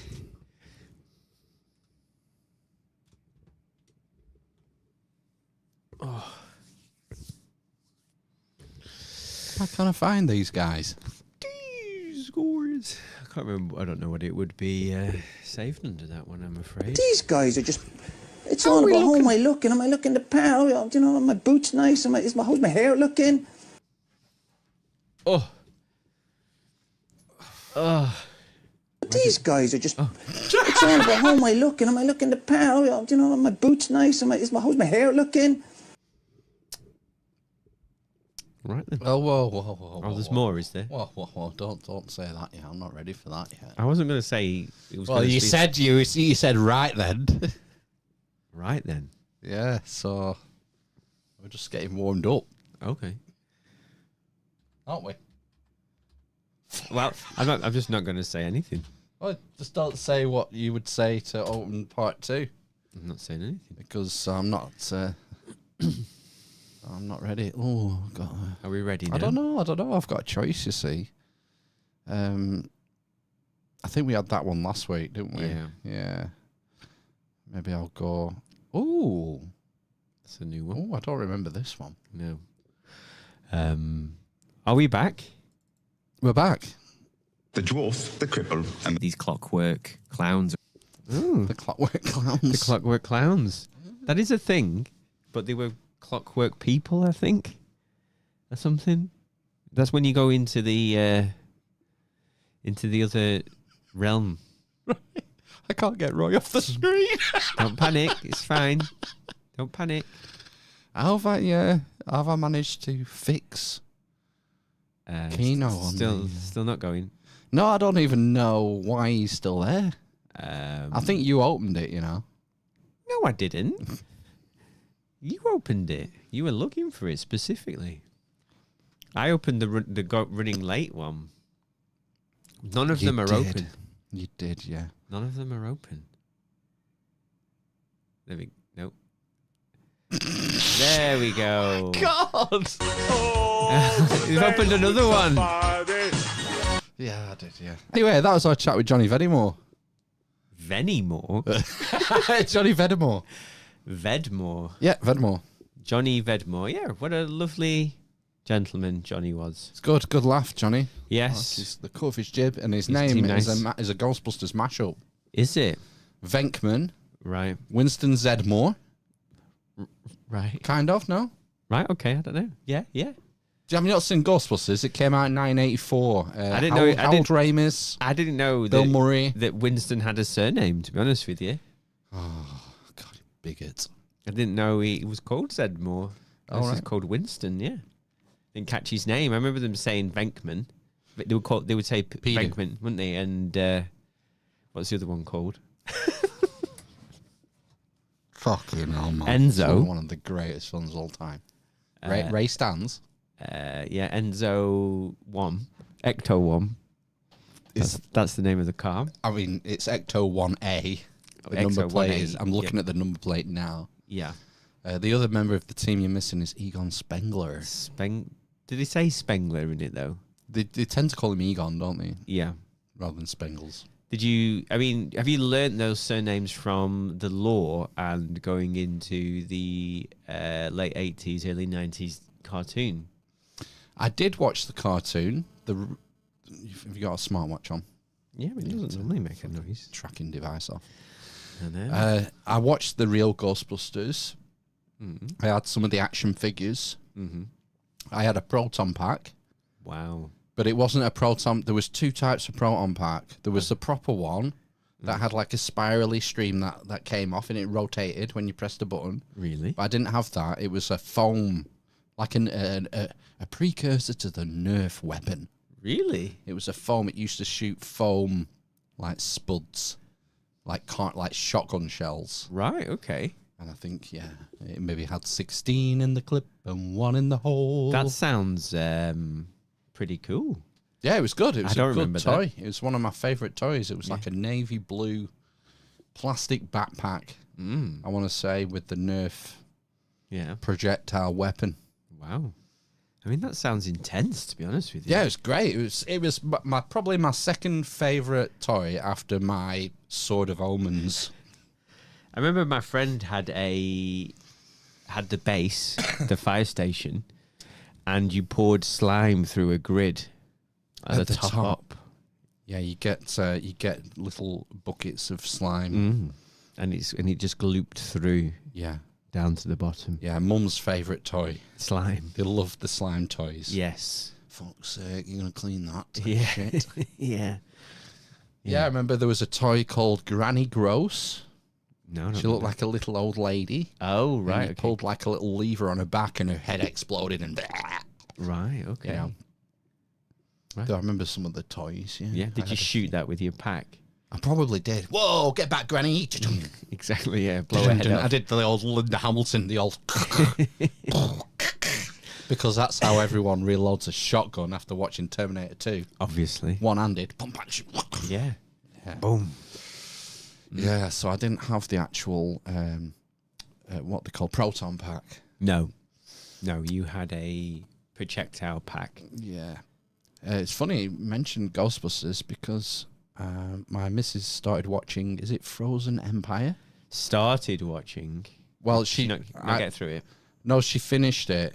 I wasn't watching it. She watched it over 2 nights. Right. When I was doing other things. Yeah, we're getting interference from devices. It doesn't normally do any of It this. did last week. Did it? Yeah, I heard it early doors last week. I thought it was probably Ben because he has a smartwatch, but maybe it's you. It's you that is. Stops now. So yeah, I was just sort of. She looked at me and I was like pulling faces all the way through it. I mean, it's just so terrible. What I saw of it was awful. I've not seen. I think I watched the first one of the later sequels, where they're in like the reboot. Yeah, they're in in the Midwest, I would like to say, but they're probably not. Like in a farmhouse, aren't they, or something, or surrounded by farmland. I can't remember what happens in it, but I have watched it, I think. Yeah, I mean, it's been erased. We know what the prerequisite for a 5-map film. The main one for me is rewatchability. Yes, that you'll rewatch it over and over and over again because it's so good, and that's obviously something that the new Ghostbusters films, the reboots, don't have. No, you don't want to watch them again. It's same with the new Star Wars. It's hard work, isn't it? I can't get through it a second time. Yeah, so that's an instant failure for me. It is, isn't it? And God, they look so old. The original Ghostbusters. They got. Were they in 3 them? of them back. I know. I saw the end of the film. I think. Oh God, I can't remember any of the names. It was the guy. They were all on Saturday Night Live, weren't they? Egon wasn't in it, unfortunately, was he? Yeah, because he's died IRL. I just can't remember. Bill Murray? No, Bill Murray wasn't in it. It was in the first reboot. Dan Aykroyd? Aykroyd, that was it. I think he was in it. In the first reboot? Yeah. Right. Well, they are old, though, aren't they? I mean... Yeah, they're ancient. Are they not in the late 70s? Yeah, I would have thought so. Mid to late 70s. Yeah, all easy. of them. Easy. Yeah. They shouldn't be doing Ghostbusters films anymore. No. But this is what... You just have to look at the films that were released in 2025. Mm-hmm. And probably 80% of them are reboots, remakes, prequels, sequels, threequels. Well, I was watching... I wasn't watching. I read an article about a film. They're going to... Michael Mann is making Heat 2. Right. And they've... Oh, really? With Big L? No. What? You're doing Heat 2 without me? Whoa! I don't know. They might be in it because they haven't ruled. Michael Mann hasn't ruled out AI de-aging. You're gonna fucking de-age me. Yeah. Whoa. And they did that in The Irishman, didn't they? But they still couldn't make them walk like 50-year-old men. Walk like geriatrics. Like 80-year-old men, yeah. Right. So it's like disconcerting, it's jarring, unfortunately. Or fortunately, whichever way you're looking at it. Removes suspension of disbelief. Yeah. Takes you out of the experience. The experience, yeah. So you know, there was a scene in The Irishman where Robert De Niro is beating up somebody in the street, and he's supposed to be like in his 40s or maybe the early 50s, and he can like barely walk, across and like boot. And 40 years ago, he had that physicality, or 30 years ago when he was doing Heat, had that physicality to do it. Yep. But he just, it's just age, isn't it? You can't keep milking the same thing and expect the same quality to come out. Harrison Ford in the latest indie, the Dial of Dysentery. Yeah. I mean, like he's got he's got an 80-year-old man's gait now because he's an 80-year-old man. He can't get away from it. You would have to AI the whole lot, and then it's not quite there yet. Still, is it? In order for it to be perfect, and if you to not distinguish between, capturing a real person and that being AI generated. I think it has improved. I remember probably the first time I saw an AI recreation of a legacy character was in Rogue One with Moff Tarkin, Grand Moff Tarkin. The baddie, the big baddie. The head of the Death Star. Fire at will. Yeah. What did she say to Leia? Who's she? What did he say to Leia? Oh, yeah, there's a great line. I don't know. He's trying to get the location of the real base out of her. Right, yeah. But yeah, it will come back to you. Yeah. Maybe that's what he said. It'll come back to you. No. Yeah, maybe it will. Maybe it won't. Right, okay. Fine. But yeah, it's just... The tighter you squeeze your grip, General, the more planets will fall through your fingers. Yeah, what a line. She had an English accent in A New Hope, Leia. And did she then turn American in The Empire Strikes Back? As they go through, yeah. Right, okay. It's better. It's more natural. Yeah. There's probably more... Alec Guinness, obviously, is in A New Hope, isn't he? And there's a lot of those... Shakespearean actors or stage actors or Hammer horror actors in. He hated it, apparently, Alec Guinness, doing Star Wars. Yeah, but he made a fortune, apparently, didn't he? Hello there, my friend.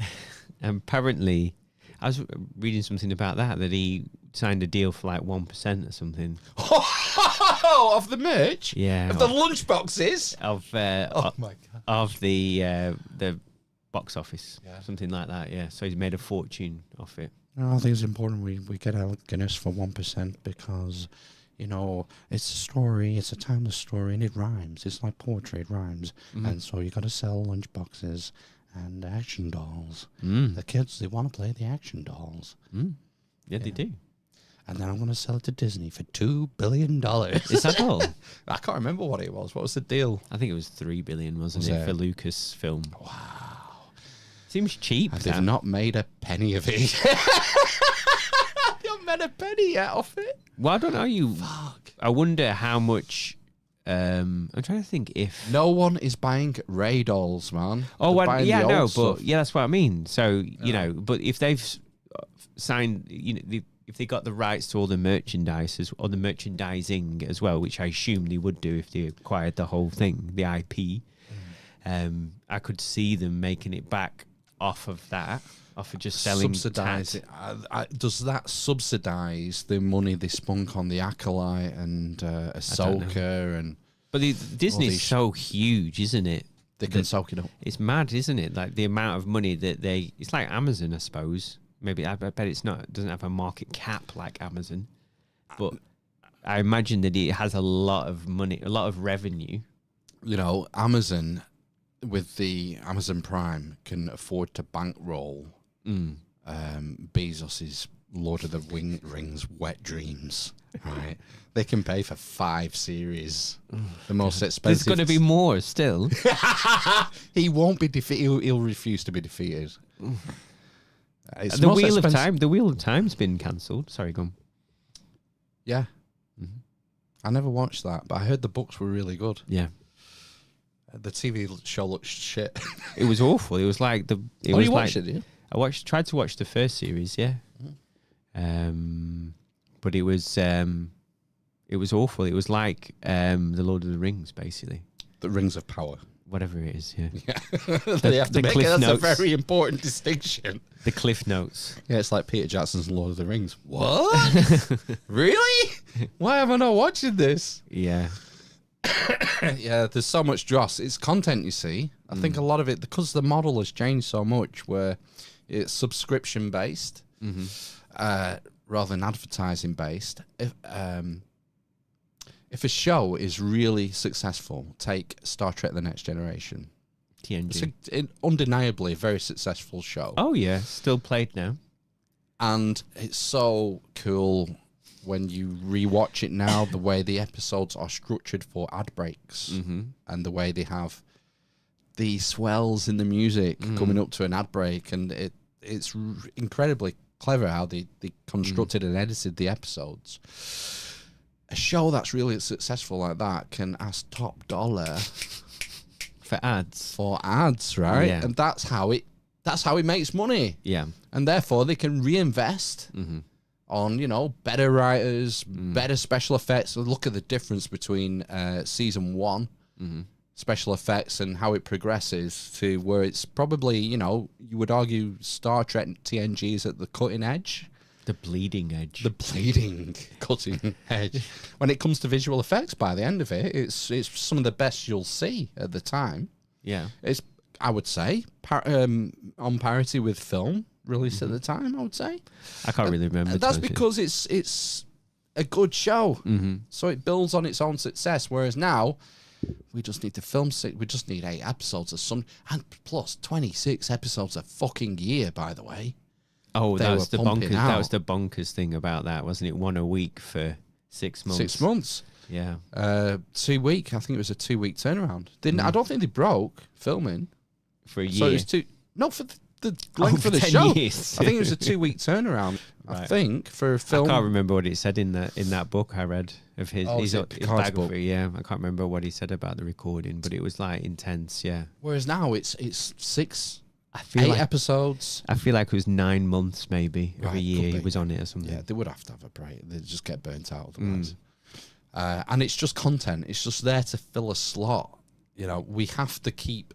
We have to need new things. What is next? What are next? Yeah. Otherwise, people will say, you know, I've seen it. I see my missus. She'll go on Amazon or Netflix, or whatever. There's nothing. There's nothing new. And Oh, this is new. Yeah, that was on Netflix 18 months ago, and then it's been hooked. Yeah, and put back. And then it went to Amazon for 6 months, and then it's come back. I've noticed my kids watch Netflix, and my eldest, both of them actually, have started re-watching things. I think he's completed Netflix. He's having to go back round again, so he's watching Teen Titans. Oh, right. That's quite fun. It's quite a fun cartoon, that. It seems quite funny with the bits. I could watch it with him, but, I've got a staircase to paint.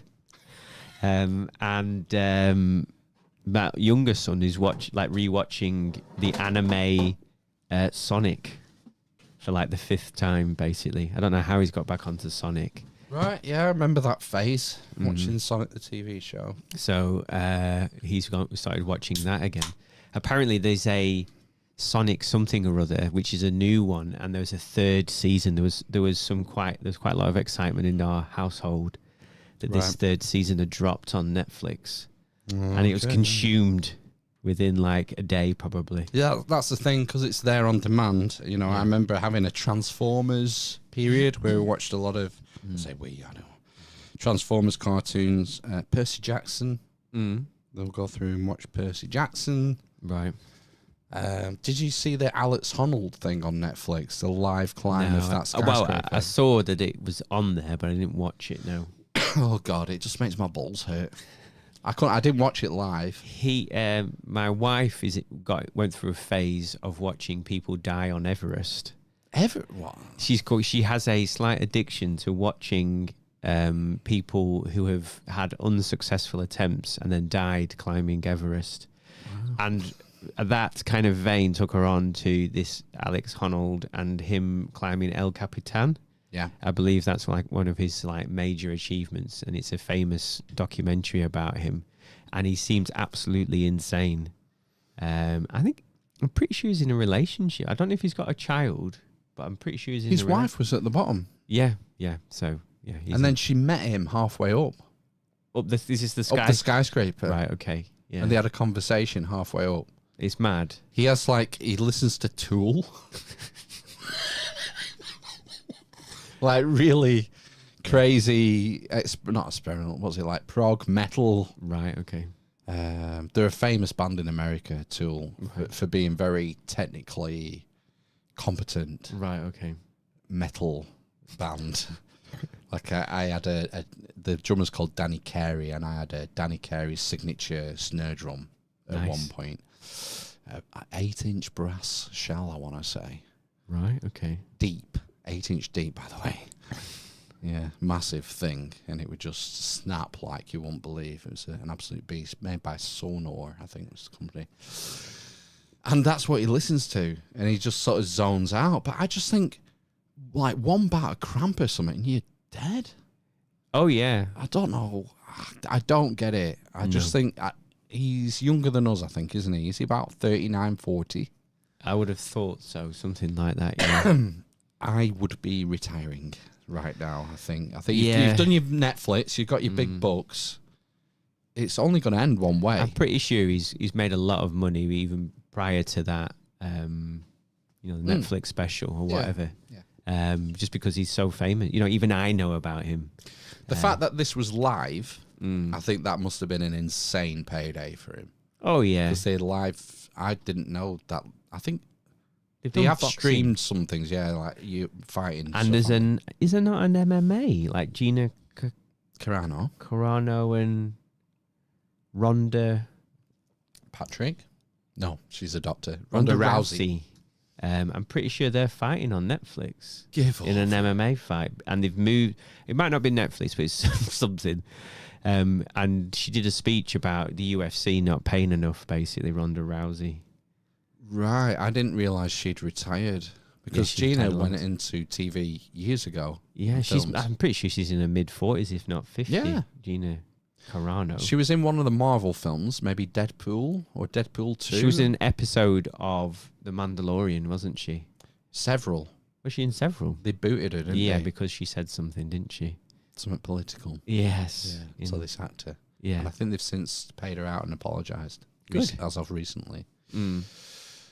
Ronda Rousey. Yeah, I didn't realise she was still. She's just totally dropped off my radar. She was retired as well, but I think they've paid them so much. She tried to get into films, maybe, and it maybe didn't go as well. Oh, I don't know. Right, okay. I seem to think she was in one of the Expendable I was going to say, was it the Expendables? That's the vibe that I would get. It's where UFC fighters go to die. Go to die. Go to acting heaven. Yeah. Fucking Dolph Lundgren. Oh. Was Bruce Willis ever in an Expendable? Yes, he is. He's not good now, is he? Has he got? He's got Parkinson's or dementia or something. He's got a form of dementia. Is it not an aphasia? I think it's called, where he's lost. He mistook his wife for a hat. Yeah, basically, he's lost language. His language processing center. So he doesn't. I don't know if he understands language, but he can't respond or something. Oh dear. So I think he can't talk. Because it's been taken away, unfortunately. I was doing a job for someone this week, and the mother had to go into a home. Like, they'd done everything to keep her living at home, but I know from experience that there's a limit to what you can do. Yeah. And so they've got her in this home, just shy of $6,000 a month. I know, yeah. If you've got any money, you know. Bye-bye. Yeah, it's 20... 20, is it 20? Is it down? They'll take you down to 12? No, they've upped it. It used to be 12. It's 20 something now. Right. Okay. The state will leave you with before they step in. Yeah. So yeah, we were talking about that when my mum was ill. So in case you went into a home, and there seemed to be some talks, it'd just be drained basically, sucked up. But I told her, right, because that it was just shy of $6,000. So call it 72 grand a year. Mm-hmm. 72 grand. That's mental. Yeah. I said I'd done a job a few months back for someone, and his mother at his mother's house, and they had a living carer from Nigeria or West Africa somewhere. Mm-hmm. And I thought, I'm guessing she's not on 72 grand a year. No, but you would potentially you would need 3 people, wouldn't you, to do 24 hours if you did 8-hour shifts. That's the thing. No, she only had one carer. Right, okay. No. Okay. A living carer. Yeah. She lived there, free, board, no housing costs, and then presumably got at least the minimum wage, which would be 25 grand a year. But you would think, would you have to pay more? Because you're not getting any... Part of the reason that the UK is an attractive place for immigration is for the remittances. Mm-hmm.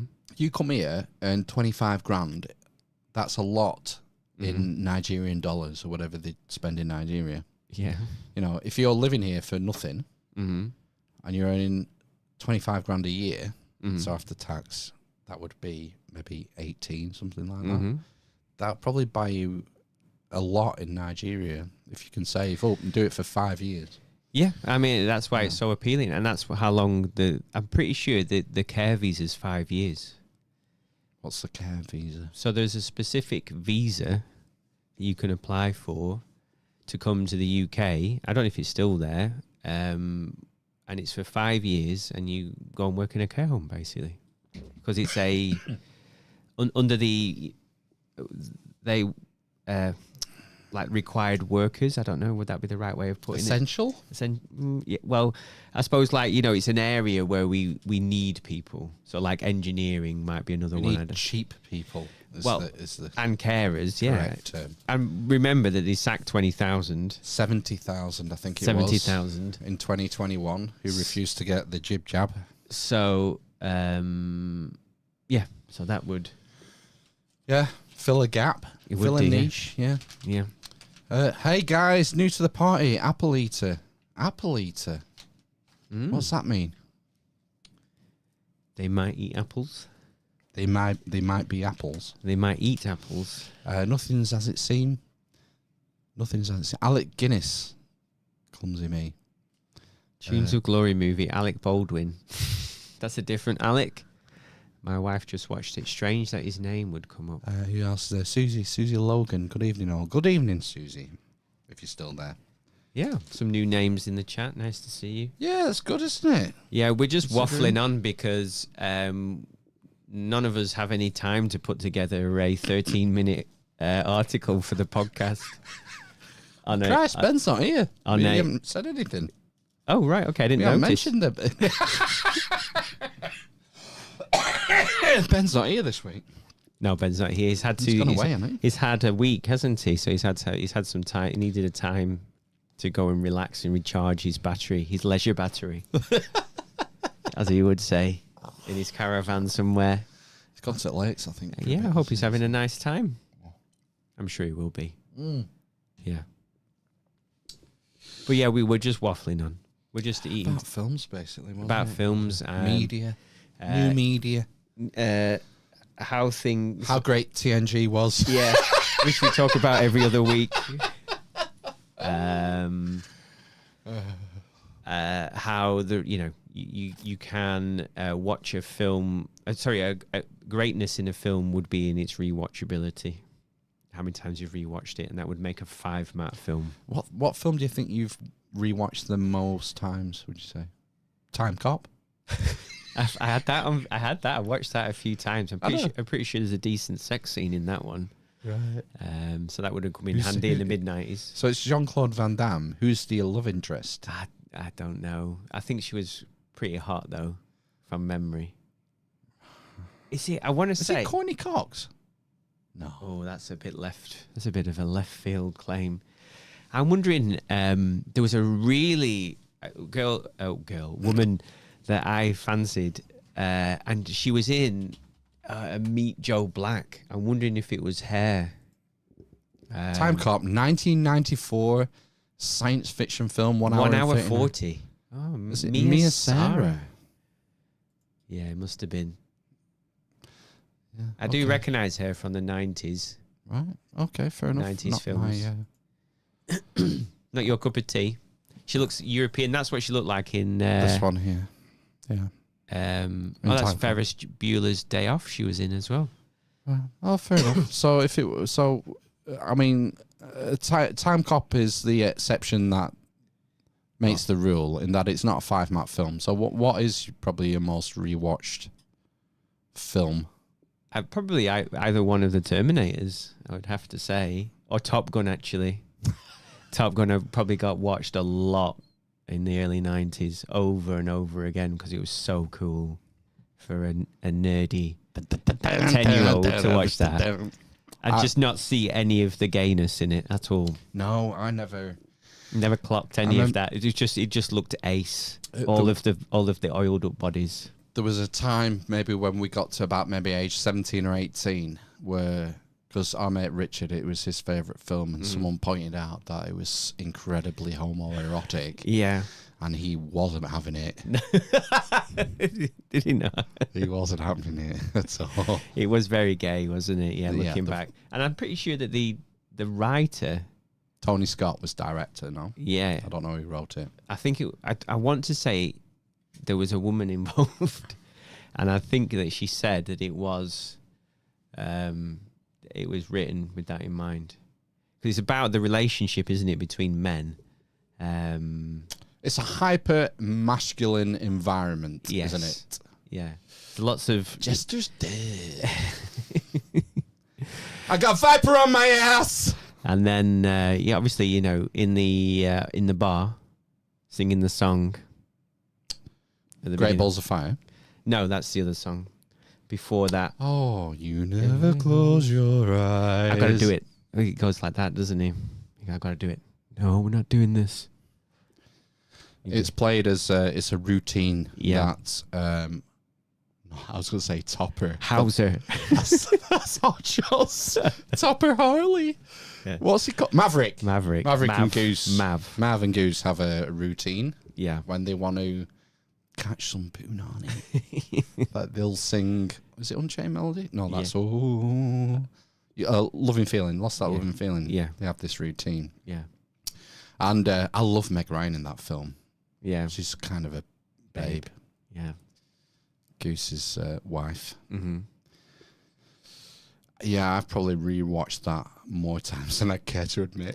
Yeah. Top Gun. I think, like, sort of from the early 90s to, mid to late 90s, I probably watched that film over and over again. Terminator 2, probably Total Recall's in there, Ghostbusters. Let's just look around this room. Dark Haired. Athletic. Oh, God. What was I want to say True Lies. Probably watched that over and over again. Aliens. A lot of James Cameron in your list. Yeah, because he was brilliant, wasn't he? Probably The Abyss as well. I would have watched that a few times. Maybe it's a product of our age, but when we were 16, the first Star Wars prequel hit the screen. And it was the age of the DVD. Yes. Back in the early 2000s, it was all about having a DVD collection. And a DVD player. And I remember getting the box set of Star Wars. Yeah, I remember that, yeah. Because before that, we would have had it on VHS. Yeah. But not, I don't know if I even had a VHS player. It would have been like the one downstairs in my mum and dad's house. Did you not have a TV? I seem to remember you having a TV VHS combo integrated. Wow. I don't remember that. Right, maybe that was a different friend. Maybe it was. A different Phil. So I would say, because most of my DVD watching probably happened between the age of 16 and 20. Right. Late. Lots of getting pissed up. Right, okay. Getting in 2 o'clock in the morning. Oh, is baseball on? No, right. Let's put the Clone Wars on. Attack of the Clones on then. Right. So I would say my most watched film is probably A New Hope. Right, okay. I would say. Right. No, yeah. And mine was more kind of action films, I suppose. Aliens would be up there for me. That's one of my most rewatched films. Is it Sublimated Node in the chat saying Fury Road is up there for me. Mad Max Fury Road. Right, okay. I've never seen it. It's a good one. It's good. Tom Hardy one, isn't it? Yeah. It's the old. Does he do? I thought that was your Alan Rickman. Does Tom Hardy do the old? What's he called in Peaky Blinders? Oh God, he does stupid accents all the time, doesn't he? Yeah. Yeah, he always does the stupid, and it's quite like the Bane one he does. Oh right, yeah. Doesn't he do a stupid voice when he's He Bane? doesn't really talk much in it. I can't remember. He might say like 4 lines in it. Apparently, they hated each other. They had a bad time on set. Christian Bale and Tom Hardy. No, sorry, on Fury Road. What's the name of the lady? The South African babe. Yeah, what's she called? Charlize Theron. Yeah. Apparently, they fell out on set. Really? Yeah. Her boobs. His method on set was was jarring. Apparently. Right. I imagine he's very method and he's in character as soon as he walks on set. Yeah, probably. Whereas, because Charlize has been around for so long, she can probably turn it on a dime, maybe switch it on and off and chillax. Yeah. In between takes. That's like the maybe have a yogurt cup. That was a film. Do you remember that that she was in and she married the devil? I can't remember what it was called. The Devil's Advocate. The Devil's Advocate, yes. Yeah. Yeah. What a great film that was. With Keanu Reeves. A lot of sex in that as well. I mean, it's. I would say it's a great film despite Keanu Reeves. Oh, yeah. I mean, I've heard. I don't think I've watched it for 30 years, so. No.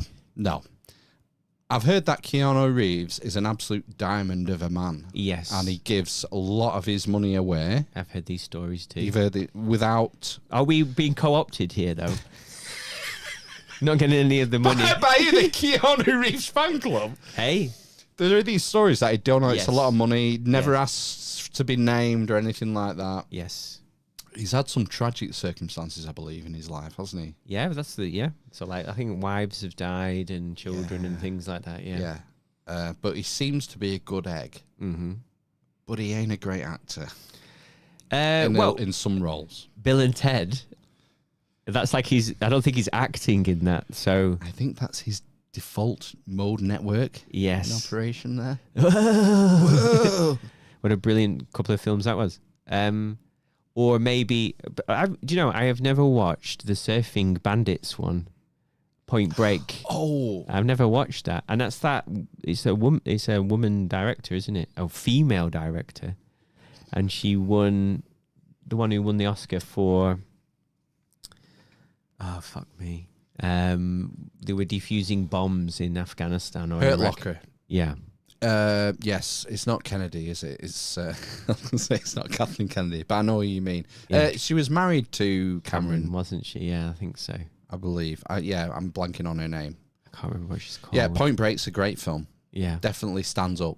I never watched it. Kind of, again, Keanu.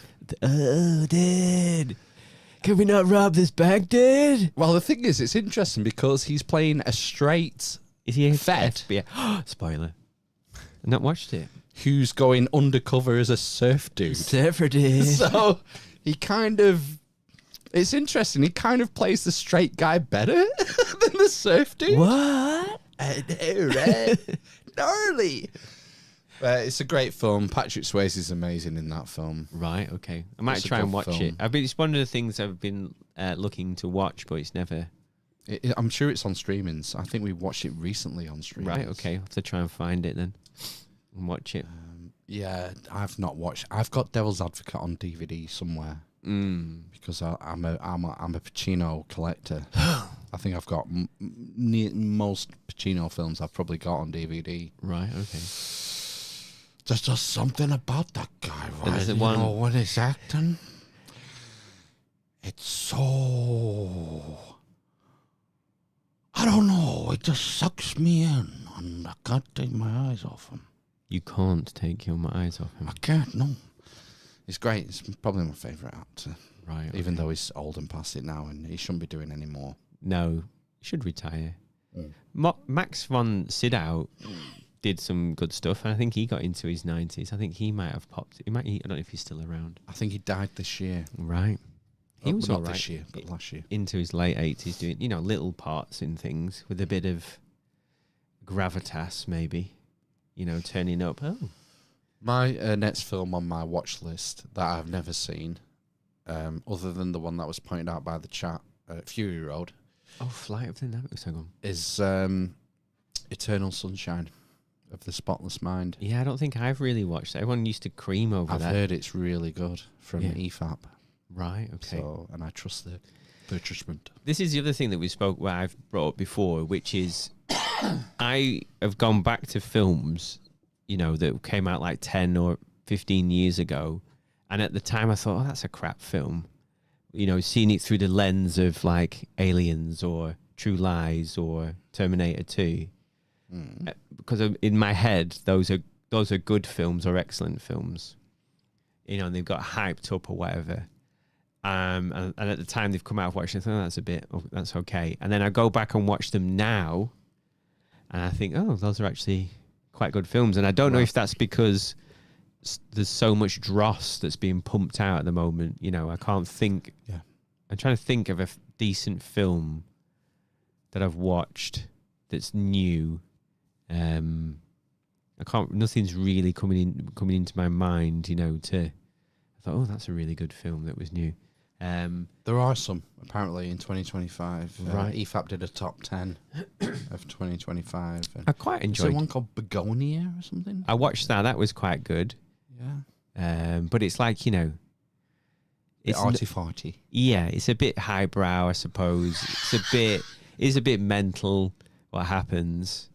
And I suppose my films that I enjoy the most are like, kind of, I was going to say like brainless action, but I don't think they are. At the time, they probably would have been called brainless action, but now looking back on them, I think they've got like far more depth than, The Force Awakens or whatever, or, a Marvel film or something like that, if that's a comparable. They're like the equivalent of Michael Bay films. You know, the new Marvel and Star Wars. I suppose, yeah. J.J. Abrams, what a fall from grace he's had. you know, he did Lost. Then he got parachuted into the Star Trek reboots, Yeah. and the first one seemed to be quite well accepted critically. They were okay. Yeah, I enjoyed them. But he's just been found out now. It's like, just keep it moving as quick as you can with as many loud bangs and explosions. Just keep it moving so people don't stop and think about what's happening. That was the thing with the both of the Star Trek films that he did. They were so fast paced that there was no room to breathe. There was no sort of, would you say, character development? Or I don't know. Maybe that's, or maybe the idea is that everybody knows these characters, so you know you just make it a fast story or whatever. I don't know. Nah, I think that's a cop out. Right. Characters develop. Look at the original Star Trek films. Yeah. The characters are well established, but they still develop, and the relationships develop. Mm-hmm. You know, when you got Spock and Kirk with the hands on the glass and that, things change. No, I think it's just a sign of poor direction. Laziness. He has to fill Yeah. every second with some sort of what do they call the thing where you have to find a thing to get a thing? The MacGuffin. The MacGuffin trail. Yeah. Oh my god! And if I hold this dagger up against the Death Star and then pull this thing, it lines up with how the Death Star fell on the moon of Endor. Oh my god! It's so brain dead. It's so ridiculous, man. And the New Hope is a really simple story. It's really simple. Yeah, because the it plot works. is really simple. It's all about the characters and the script. So that's the thing, isn't it? With something that was been good recently, which was the latest Game of Thrones TV series. Oh, I've still not seen it. The Knight's No Tale. spoilers. It's not called The Knight's Tale, is it? A Tale of the Knight of the Seven Kingdoms, something like that. The Seven Kingdoms Night. The knight who got an egg up his arse. The egg and the knight. Night egg. A knight's tail with an egg on top. Egg night. Let's call it Egg Night. Egg night, right. And that was really good, you know. It was like a simple story of a knight whose knight dies. Well, The squire whose knight dies. Yeah, and then, becomes a knight, has some fights, and then that's it, basically. And he's a good guy, comes from a difficult background, and he's quite, and he's I suppose, a classic hero, I suppose you would say, wouldn't you? And there's a little bit of a, would you say, father-son kind of dynamic to it, maybe as well, in terms of him and Egg. So yeah, but it was good. Maybe that's what we need more of. How many episodes is it? Is it 6? Is it 6 3/4 hours, something like that? Between 30 and 50 minutes. Oh, maybe. I can probably manage that then. Yeah, and it's good. It's good. I might try and watch it. I would recommend. Lots of people say it's good, so yeah, it's definitely if worth it was a just watch. you saying it was good, I probably wouldn't watch it. Because I've heard it from the critical drinker has said that it's worth a watch. Has he? Has he reviewed it? Oh yeah. I don't really watch his videos. He's watched it. He's watched. He put two out about it. I think. Oh right. Okay. Saying it was good, and then, one towards the end saying it was the whole thing's really good. There's a war movie that came out last year. That's supposed to be very good. War Machine. I don't know. It's not War Machine, but it's something. That was on along those Netflix, lines. wasn't it? That's awful. It's awful. Sorry, I think there's a Netflix film called War Machine with the Jack Reacher guy in it. All right. Who's the Jack Reacher in the TV show on Prime? The big muscle man. Yeah, I can't remember what. Rubbish with names. My missus likes that show for some reason. Yeah, I knew his name like when she was because we watched it, but that was terrible. Why is the settee damp? I think you're asking about my chair. Yeah, he's a ginormous tree of a man. He's massive, isn't he? No steroids though. He did it. He did it all naturally. He put on like 30 kilos naturally. Yeah, just red meat and red meat and good old exercise. Yeah, squats. Yeah, whatever. Lots of squats. Yeah. Like The Rock, He looks like he's in his like early 50s and looks better now than he did like 25 years ago. Me, yeah, she put on some film with The Rock on last night. Oh, is it the Smashing Machine? Is Oscar bait?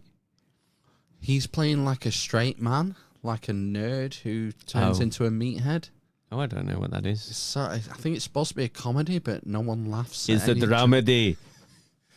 I don't know who the comic relief is. Like, you know, I can't remember. I wasn't really paying attention, but it looked terrible. Right. He's kind of fallen.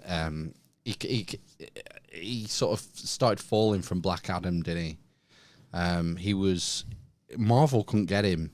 Oh right. Could they? And he wanted his own film. He got with DC, and they gave him this Black Adam thing, and it flopped. Yeah. Well, I don't know. I've never watched it. So. No, I've heard he. I know he's in it. I've seen it. It's splashed everywhere that he's in this film, but I've never watched it. No. Well, the thing is, all the DC films kind of have flopped, haven't they? Mm. That's why they've parachuted the Guardians guy in, that one trick James pony. Gunn. One trick fucking pony, James Gunn. Well, yeah, I believe that the latest Superman wasn't great. But No, again, I've not watched that. No interest. I'm done with cape shit.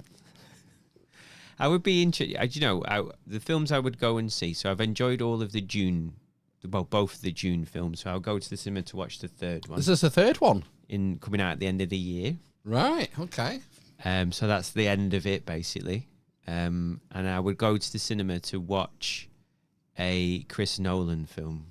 So I'll go and watch The Odyssey. Your notebook. You can take notes and figure out how wrong it is. Yes, so it's all about the hero's journey or something, and battling your own demons. The thing is I think he's more hit and miss than people give credit. Chris Nolan. He's made a few turkeys, hasn't he? Name them. Morbius.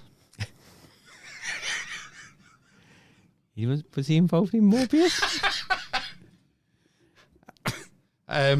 What's it? What's the one with Hugh Jackman, the magician film? The Prestige. Now that's a corker. That's probably fated as one of his best, but so we have Memento, and then it goes into Insomnia. Then I think it's The Prestige, and I think it's Batman Begins.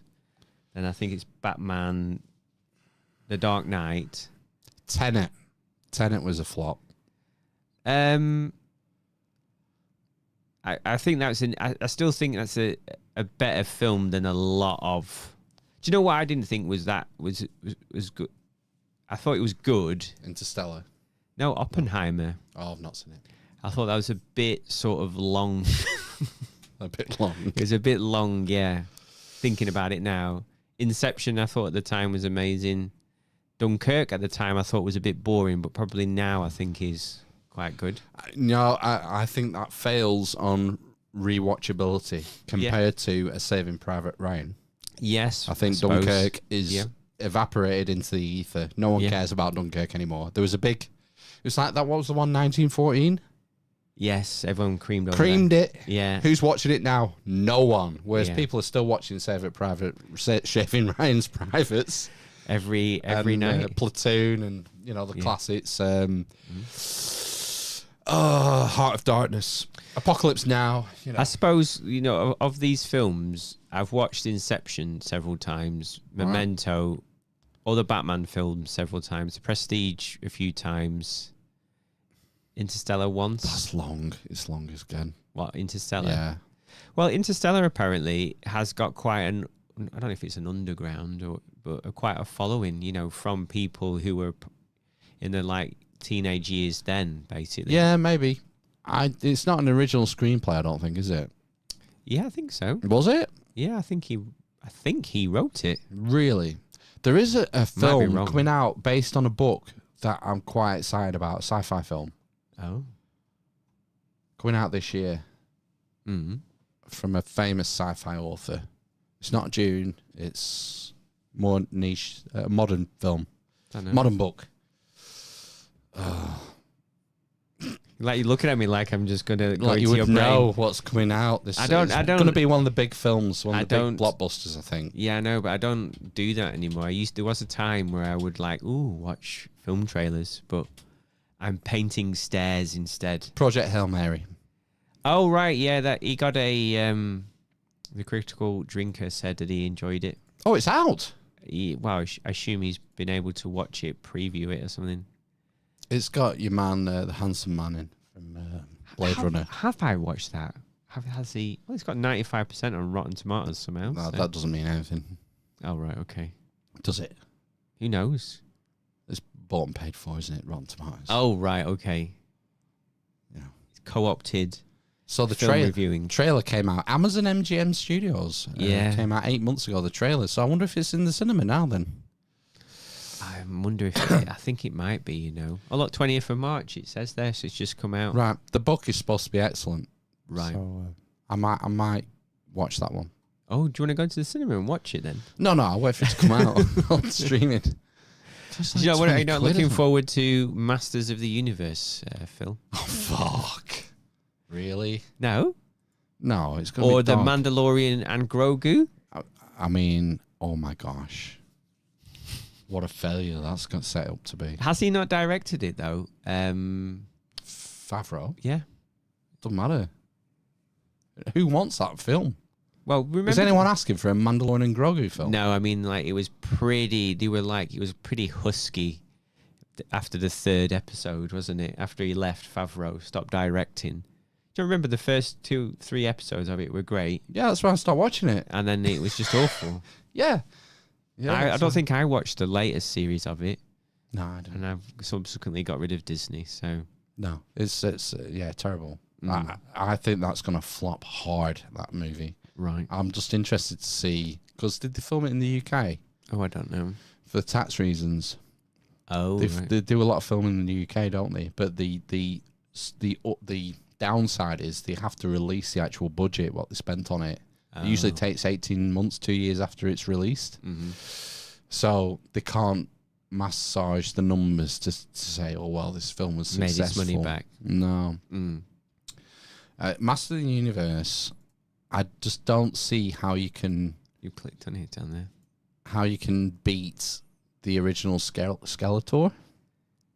I don't... Is it not going to be a lady baddie?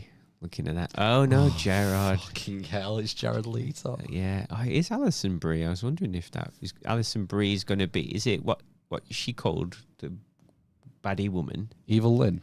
Is that what she's called? Yeah. Alison Brie's Evil Unless Lynn. it's Morena. No, she's the sorceress. Oh. So she's the good guy. Oh, the names are just underneath them. Morena Baccarin will be captured, I predict, early in the film. And the plot will revolve around freeing the sorceress from the grips of Skeletor, played by Jared Leto. Yeah. Oh, I was watching... Idris Elba is Man of Times. That's an interesting shout. There was a... who was it? Who was talking on a podcast? I want to say... I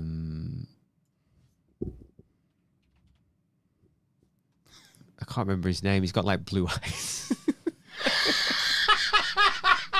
As like a podcaster with blue eyes. No, I think he hosts the Brits, and he's a comedian, and he's posh, really posh, and he did a show with his dad. Oh yeah, he's got a small beard. Jack Whitehall. That's his name.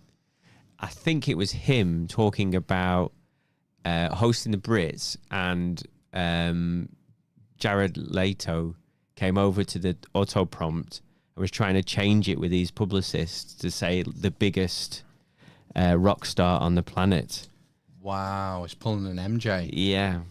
So Michael Jackson had a deal with MTV where they had to refer to him as the King of Pop. Oh, right, okay. That's Sweet deal. That came from. Good. 1987, Master of the Universe. Courtney Cox was the love interest. Right, okay. Frank Langella, that's who I was missing, who was Skeletor. Right. And just fucking hams it up, man. Just chews the set to pieces. It's brilliant. Look at Billy Barty.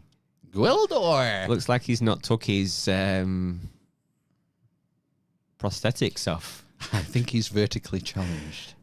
Well, you know, I take it all back. I don't think I've seen the original Masters of the Universe. 1 hour 50, really? I would have thought it was 80 minutes. Apparently they dragged 1 hour and 50 out of it. And I was going to say that's quite long, isn't it, for one of those, a 90-minute film for an 80s action film. Maybe that should be a watch party that we do. Yeah. Should watch party Masters of the Universe. I imagine it'll be terrible. Krull. Do you remember Krull?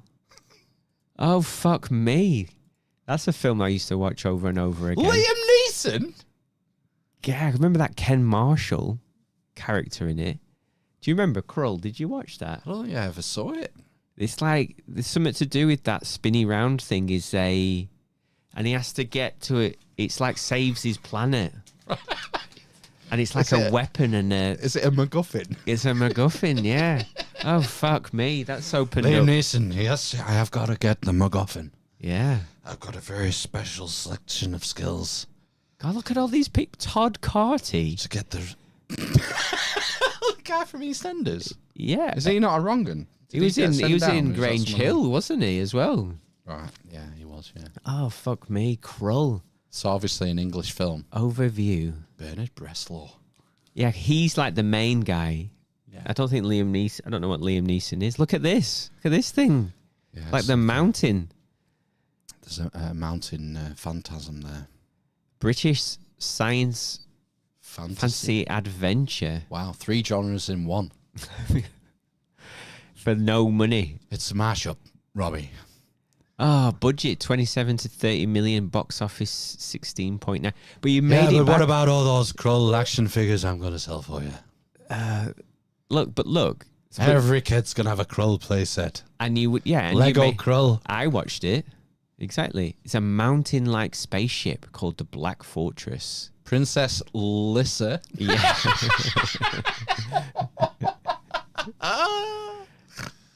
Oh, dear. That's amazing. This would be a good watch. I know the name, but it passed me by. I never saw it. Krull. Yeah.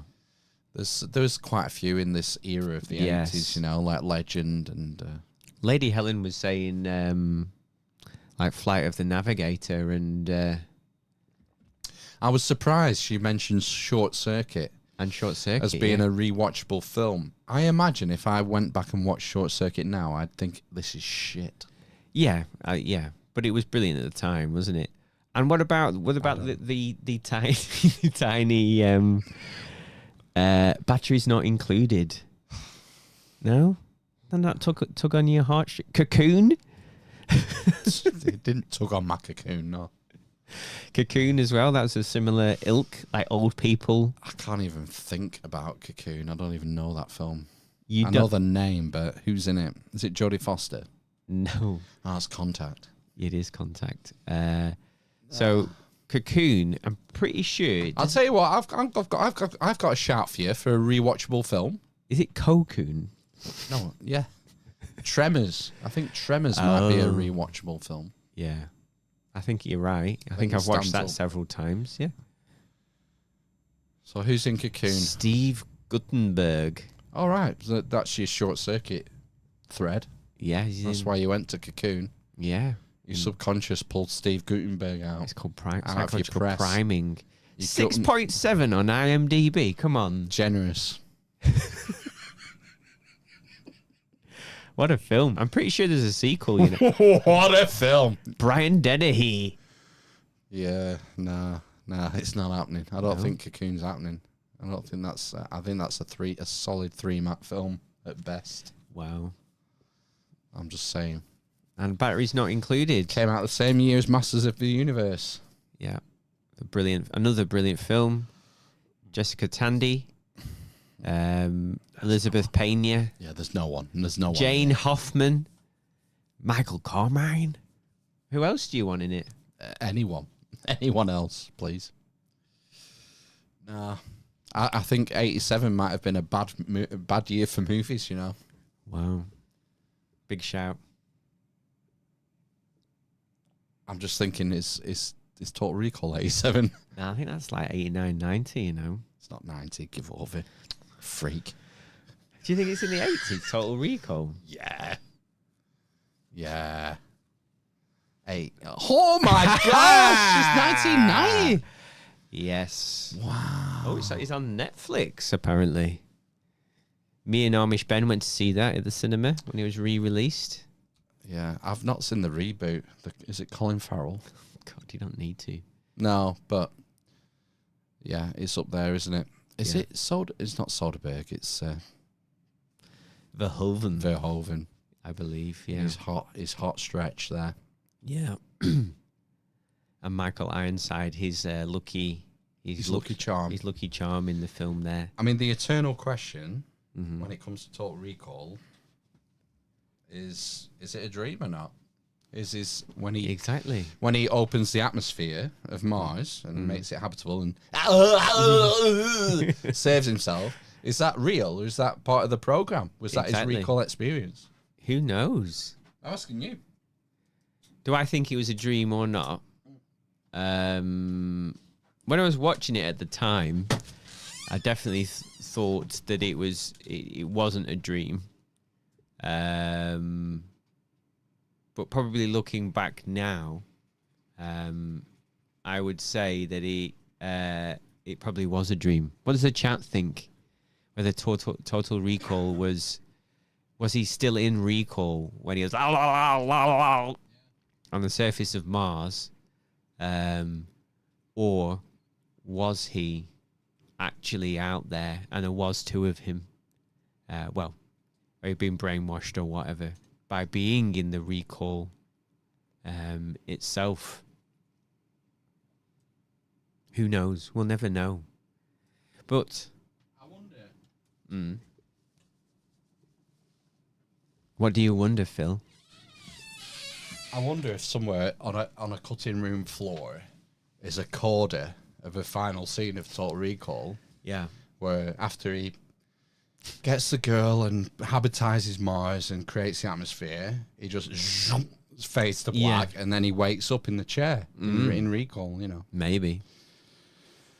Did I tell you, I've said this on the podcast before about there being an R, what is it called? A rated R version of Mrs. Doubtfire. No. Yeah. Where can you get that So from? Chris Columbus has got all the stuff, all the footage, because he would just ad-lib. The outtakes. Yeah, and he said he can put together a R version of the film, basically, with all of his outtakes. Apparently, he said he's making a documentary about the making of it. And Robin Williams, basically. Well, I will definitely watch that if he makes a documentary about it. That's my what he kid's said. favourite film. I know you said. Well done for making that their favourite film about a... I think it's a 5-map film. I tried to make them watch it, but they were having none of it. Try them now. Bit older. Yeah. I just think for rewatchability, they can watch that film all day. Yeah. It's just... hilarious. It's fucking hilarious. There's a man dressing up as a woman. One number 2. Yeah. Oh, it's great. Yeah. And this is the brother, the really, yeah. you know, hi, darling, what are we doing today, darling? He was good, him. He was in a few films, wasn't he? Was he in Birdcage with him? That guy. Oh, good shout. No, that was Guy Pearce. I think he was still in Neighbours then when Birdcage came out. Yeah. Do we need to do some housekeeping because it's nearly time to stop the podcast? I think it's probably too late to start, to be honest. Oh, right, okay. Okay, fair enough. Well, we got a producer, Sally Thompson. Thanks for your support. Thank you, Sally. It means the world to us. That's important that we do thank the producers. Of course it is. Everyone knows what to do now. Christ, we do it every week. Links are in the show notes. Links are in the show notes. You know, the best way to become a producer is just to give us your cash. Yeah. Over and over again. I sublimated notes says, I just rewatched Batteries Not Included recently because the way the tenets are targeted became notable to me. What, the tenets of Batteries Not Included? Because I can't remember what happens in that. It's about old people, isn't it? And death. Is it? I think so. I think even I can made that out as a 10-year-old. Is it not? Oh, no. Is it not something like he owns a shop and the whole neighborhood has been bulldozed or something like that, and they're trying to get rid of him or trying to evict him from his home, and then are the UFOs, and then they go back to a mothership. Is that what it is in that film? That's plausible. Sounds plausible. Have you not watched it? I've not watched it since I was a small child. Right, okay. I probably wasn't paying attention. No. It's not one that I've rewatched, so no. Can't comment. So another one, Flight of the Navigator. That was one that I watched a few times. Yeah, Ben likes that one. Yeah. I only watched it once in English lesson. We watched that in an English lesson, Yeah, did we? Mr. Walmsley. Right, okay. Don't remember. Yeah, I wasn't impressed. This is no Aliens, sir. Yeah. Get away from her, you bitch. Where is the countdown? Sorry. Get away from her, you bitch. Oh, I know, yeah. Gives me the creeps. Did you see the latest Predator film? Which one? Not Badlands. Badlands. Is that a film? Yeah. Was that a TV show? No, a film. No, but I've heard that they didn't make it an 18. It was like a 12 or a 15. No, I think a 12. There's no gore. Yeah. No. And that's the whole point of it. Even I think, would you say that the second one is gorier than the first one? There's like torture scenes in the first one. The second one, isn't there, from memory? Is he not like in Gangland or something? Yeah, he is. Yeah, it's like a drug. Yeah, there's like two rival gangs, isn't there? And the Predator's in the midst of them. Whereas the first film, there's only Jesse Ventura gets his arm blown off. I don't know, because I think there is still shooting the gun on the floor. I'm pretty sure there is some flailing of flesh. Well, a spine gets ripped out, doesn't it? But it's not that graphic. It's sort of almost graphic. It's kind of in silhouette, as I remember it, from a long, backed off shot. Because it was a massive man in a suit. Remember? Yeah, but is it Duke? Who's the guy? The bald black guy. Don't know. The one shaves. Yeah, and he breaks the bick on his. Yeah, he gets his head exploded, which is quite graphic. My 14-year-old jumped at that bit. Oh. But yeah, I think what are you jumping for? I think it's not that gory. Right, okay. I think the second one's probably gorier, isn't it? I think that's the way that I remember it. I think they probably you amp up the gore, don't you? The violence in the sequel. But again, I would argue Aliens is less gory than Alien. Oh, I don't know about that. I don't know if it's less gory. I wonder if there's less suspense. I don't know. Would that be the right? No. All the death scenes are kind of concealed. So like A. Pawn, he just sort of gets pulled up. Not Hicks, Hudson. He's like, and he just sort of gets, and it's not really graphic. Right, okay. The final kill isn't really shown. Right, okay. Yeah, I'd argue Alien, the first Alien, is more of a horror film. Yeah. In that sense, there's more gore. It's more graphic than Aliens. Obviously, the chest explosion. Yeah, it doesn't. It looks pretty weak that now, you know. Yeah, but I imagine at the time it would have been quite shocking, wouldn't it? Was it late 70s, that film? Yeah, I want to say 79. So, you know, because it was 79. Right. Yeah, it was. Yeah. Yeah. I think it was 79. Yeah, probably cutting edge at the time, but it doesn't stand up. It doesn't stand up. But I'm glad, you know. I wouldn't want to see them fix it with AI. Oh, you know, right, yeah. Like Lucas did with the fucking the New Hope. You know, episodes 4, 5, and 6. He added bits in, didn't he? Those all like that singing alien in Jabba's palace.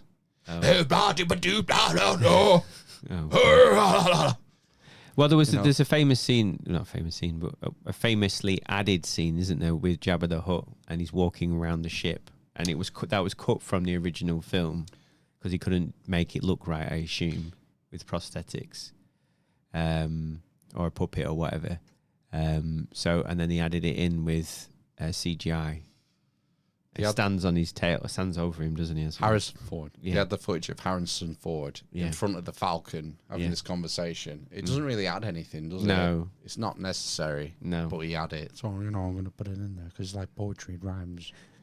And some of the planet explosions were souped up as well. Were they? Yes.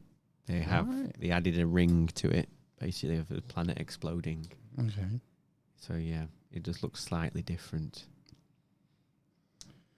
Yeah, I'm trying to think if there was any like really egregious changes. I remember them adding sort of background monsters and aliens, especially on Tatooine. Yeah, like when they get to the bar. Well, before they get to the bar, sorry. Outside the bar, they're not silly enough to fuck with the cantina scene, man. You don't change any of those. You know those when when they enter the cantina. And it face shots across the bar of various different aliens. Like, those aliens are burned into my psyche. It would have been egregious if this, like, the third alien, they just imprinted some shit 2002 CGI alien in there. It would have ruined it for me. And the practical effects just look better than the CGI at the time. Yeah. Yeah. Well, even now. I'm pretty sure in that... that was one of the things he was talking about, that that Project Hail Mary, the creature that he meets, the alien, is a puppet in the film. It's a puppet? It's a fucking puppet. I didn't know there was aliens in it. Yeah. It's called Rocky. Oh, right. Okay. Well, spoiler alert for you. Right. That's all right. I'm sure it's... Do you want a synopsis? Yeah. It's something on the lines of... the sun is dying or something, or its energy has been taken away, and they think it's coming from this certain spot in the solar system or galaxy or universe, and they travel there. Vague. Which one? I don't know. Somewhere in the solar system, let's say. Right. Okay. So they travel there, but it's light years away, and it's not the solar system, then, is it, you idiot? All right. Sorry, not solar system. The galaxy. Yeah. Okay. And it's light years away, or a long way away. So they get put in stasis, and there's a crew, and he's the only one that survives of the crew because the thing goes wrong, whatever. Right, He wakes up and he gets there, and he can't remember anything, and slowly things come back to him about what he's doing and what he's supposed to be doing. And then when he gets to the MacGuffin, he comes across an alien spacecraft, and in it is this alien, Rocky. Wow. All right, I'm intrigued. That's a good teaser. Thanks. Synopsis. Yeah. So yeah, it looks like a good film. We could go and watch it for £5 down at the Odeon at the docks. Well, I'd be more intrigued to get the book, really. Oh my god. They tend to be better. Yeah, I know, but it's a film. You don't have to think. Well, okay. I mean, the different mediums. When it comes to narrative, I'd argue that books are superior. Well, yeah, of course they are. Films you are... can't get all that into a film, can you, in 2 hours? No, but you can get things you can't get from a book. So the cinematography and the soundscape. That's something I like about the Dune films. I read all the books before I didn't want to watch the films until I'd read the books. And Villeneuve, isn't it? Jacques Villeneuve. I like what he did with the sound in that. I think it's Hans Zimmer that does the sound. Hans Zimmerman. Zimmerman, yeah. Yeah. Hans Zimmerhansman. Zimmer of the Hansman, yeah. So that's something you can't get from the book because you're not going to play you don't have a soundtrack in your head when you're reading a book. No, exactly. Unless it's implied from the text. And it sounded amazing in the cinema the first time I heard it. Editing as well. That kind of thing. Editing. You tend to see, if you're reading a book, you tend to see things either from a character's point of view, or from an overhead, like a third person. Third eye, yeah. Near nuts. Pineal gland. In your squeeze. You squeeze that beautiful anal ring. Yeah. So you can see everything in the picture. Whereas a good director with editing can tell a story through editing. Yeah. Through, well, it's shot selection, really, isn't it? Yeah. So it's a different medium, different art form. Mm-hmm. But when it comes to a story, because I'm more interested in the story, as much as I like and appreciate good films in all aspects, whether that's the way they're shot or edited or the sounds, the story is what's kind of the main thing for me. So I like to read the book first if I can. So I might try and chew through that. The thing is, if you watch the film first, it colours how you read the book. It's very true, yes. Because you've already had that visual imprint. It's kind of weird. Like I read the Dune books, and I had my vision in my head of Paul, of what he looks like, based on the description from Hubbard, L. Ron Hubbard. Who is he? It's definitely not L. Ron Hubbard. So, you know, when you go and see the film, it's quite jarring sometimes. Herbert. Yeah. Frank Herbert. Frank Herbert, yeah. Oh. No, yeah, I think you're right. I imagine, maybe I'm missing out. I'll miss out on the cinema experience and see it on the big screen with the surround sound and everything, but it is what it is. Because you say what it is? Yeah. That's why it is. That's why it is why it is. Yeah. Because you say so. Yeah. Well, yeah. Everyone's died off in the chat, I think. I think everyone's left. We finished them off with an hour and a half talking about films. This is a film podcast now. The chat is absolutely dead. There's people not putting comments in the chat for some reason. Why is there no love hearts? Because they don't love us. Yeah, it seems anymore. That way. No. Yeah. Is it about? It's a bar raising next week, isn't it? I don't know. Is it the end of the month? It is. Yeah, 27th. It must be. Looking, I've not got my watch. And then I think you're having the week off after that. No. Are you coming in? Is Ben having the week off? Oh, because it's Easter Sunday. Right. Yeah. Well, got Ryan coming back in. Ryan 7. We'll have to have to look because I'm going to be away for at least 2 Sundays. Well, you'll have to sort it out with the other guy. Who's coming in? Yeah, that's fine. Or neither. It's not like I need you. No, you don't. If Ryan's coming, it'll be a good one. Yeah. Jesus and his flying donkey. Right. Okay. It's the provisional title. Okay. So I don't know what that's going to be. It's going to be Easter Sunday. I think it could be quite heretical. Well, yeah. Oh, right. Okay. You're going to get banned. Get us banned off the internet again. I think you can say whatever you want about Christianity. Right. Okay. Maybe some will do. Religions are not quite so happy about that kind of japery. No, I imagine not. There was a big thing, wasn't there, about the life of Brian, though, if we're going to talk about films and, that being heretical. So, that was 40 years ago, so it's not a very long time, is it? It did get banned. Yes. Didn't it? I think so, yeah.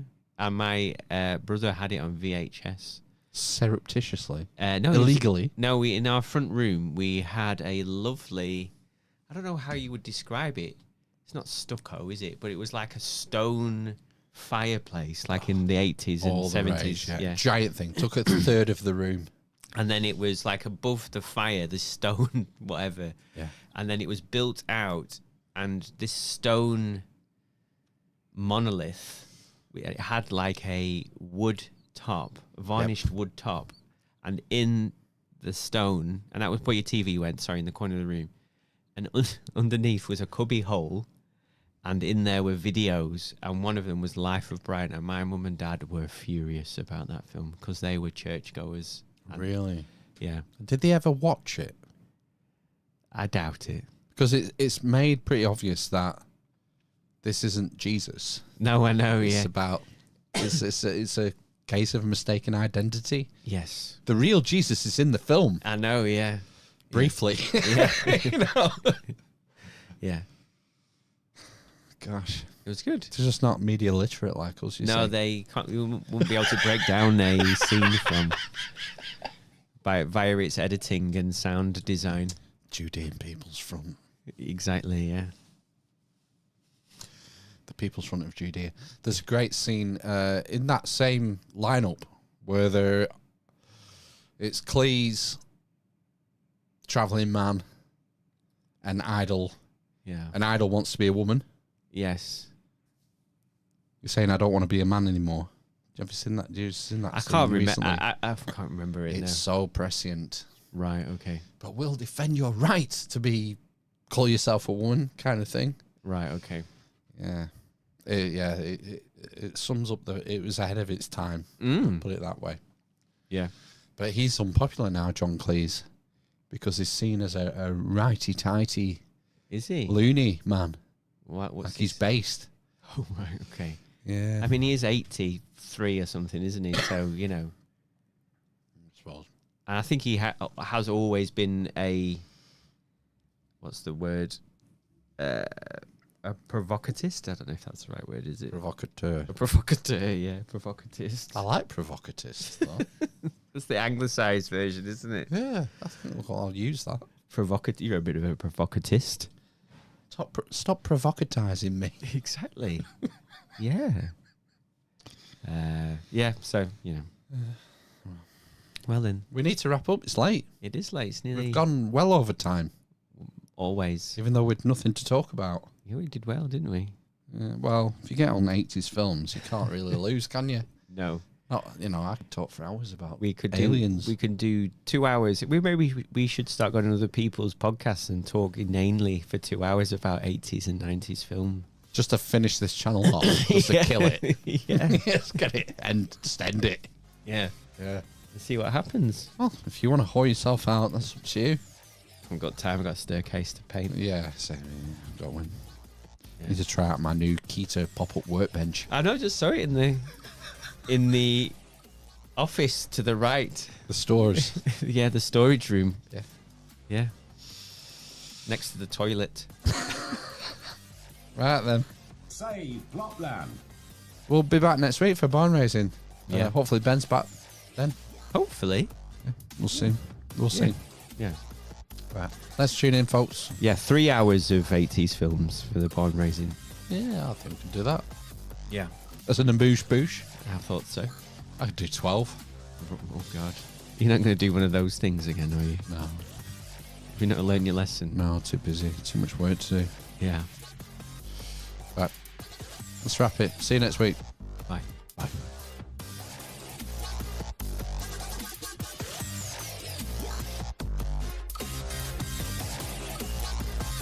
I'm literally a communist. Are you retarded? Wish I had straight up my ass. The sea is always right.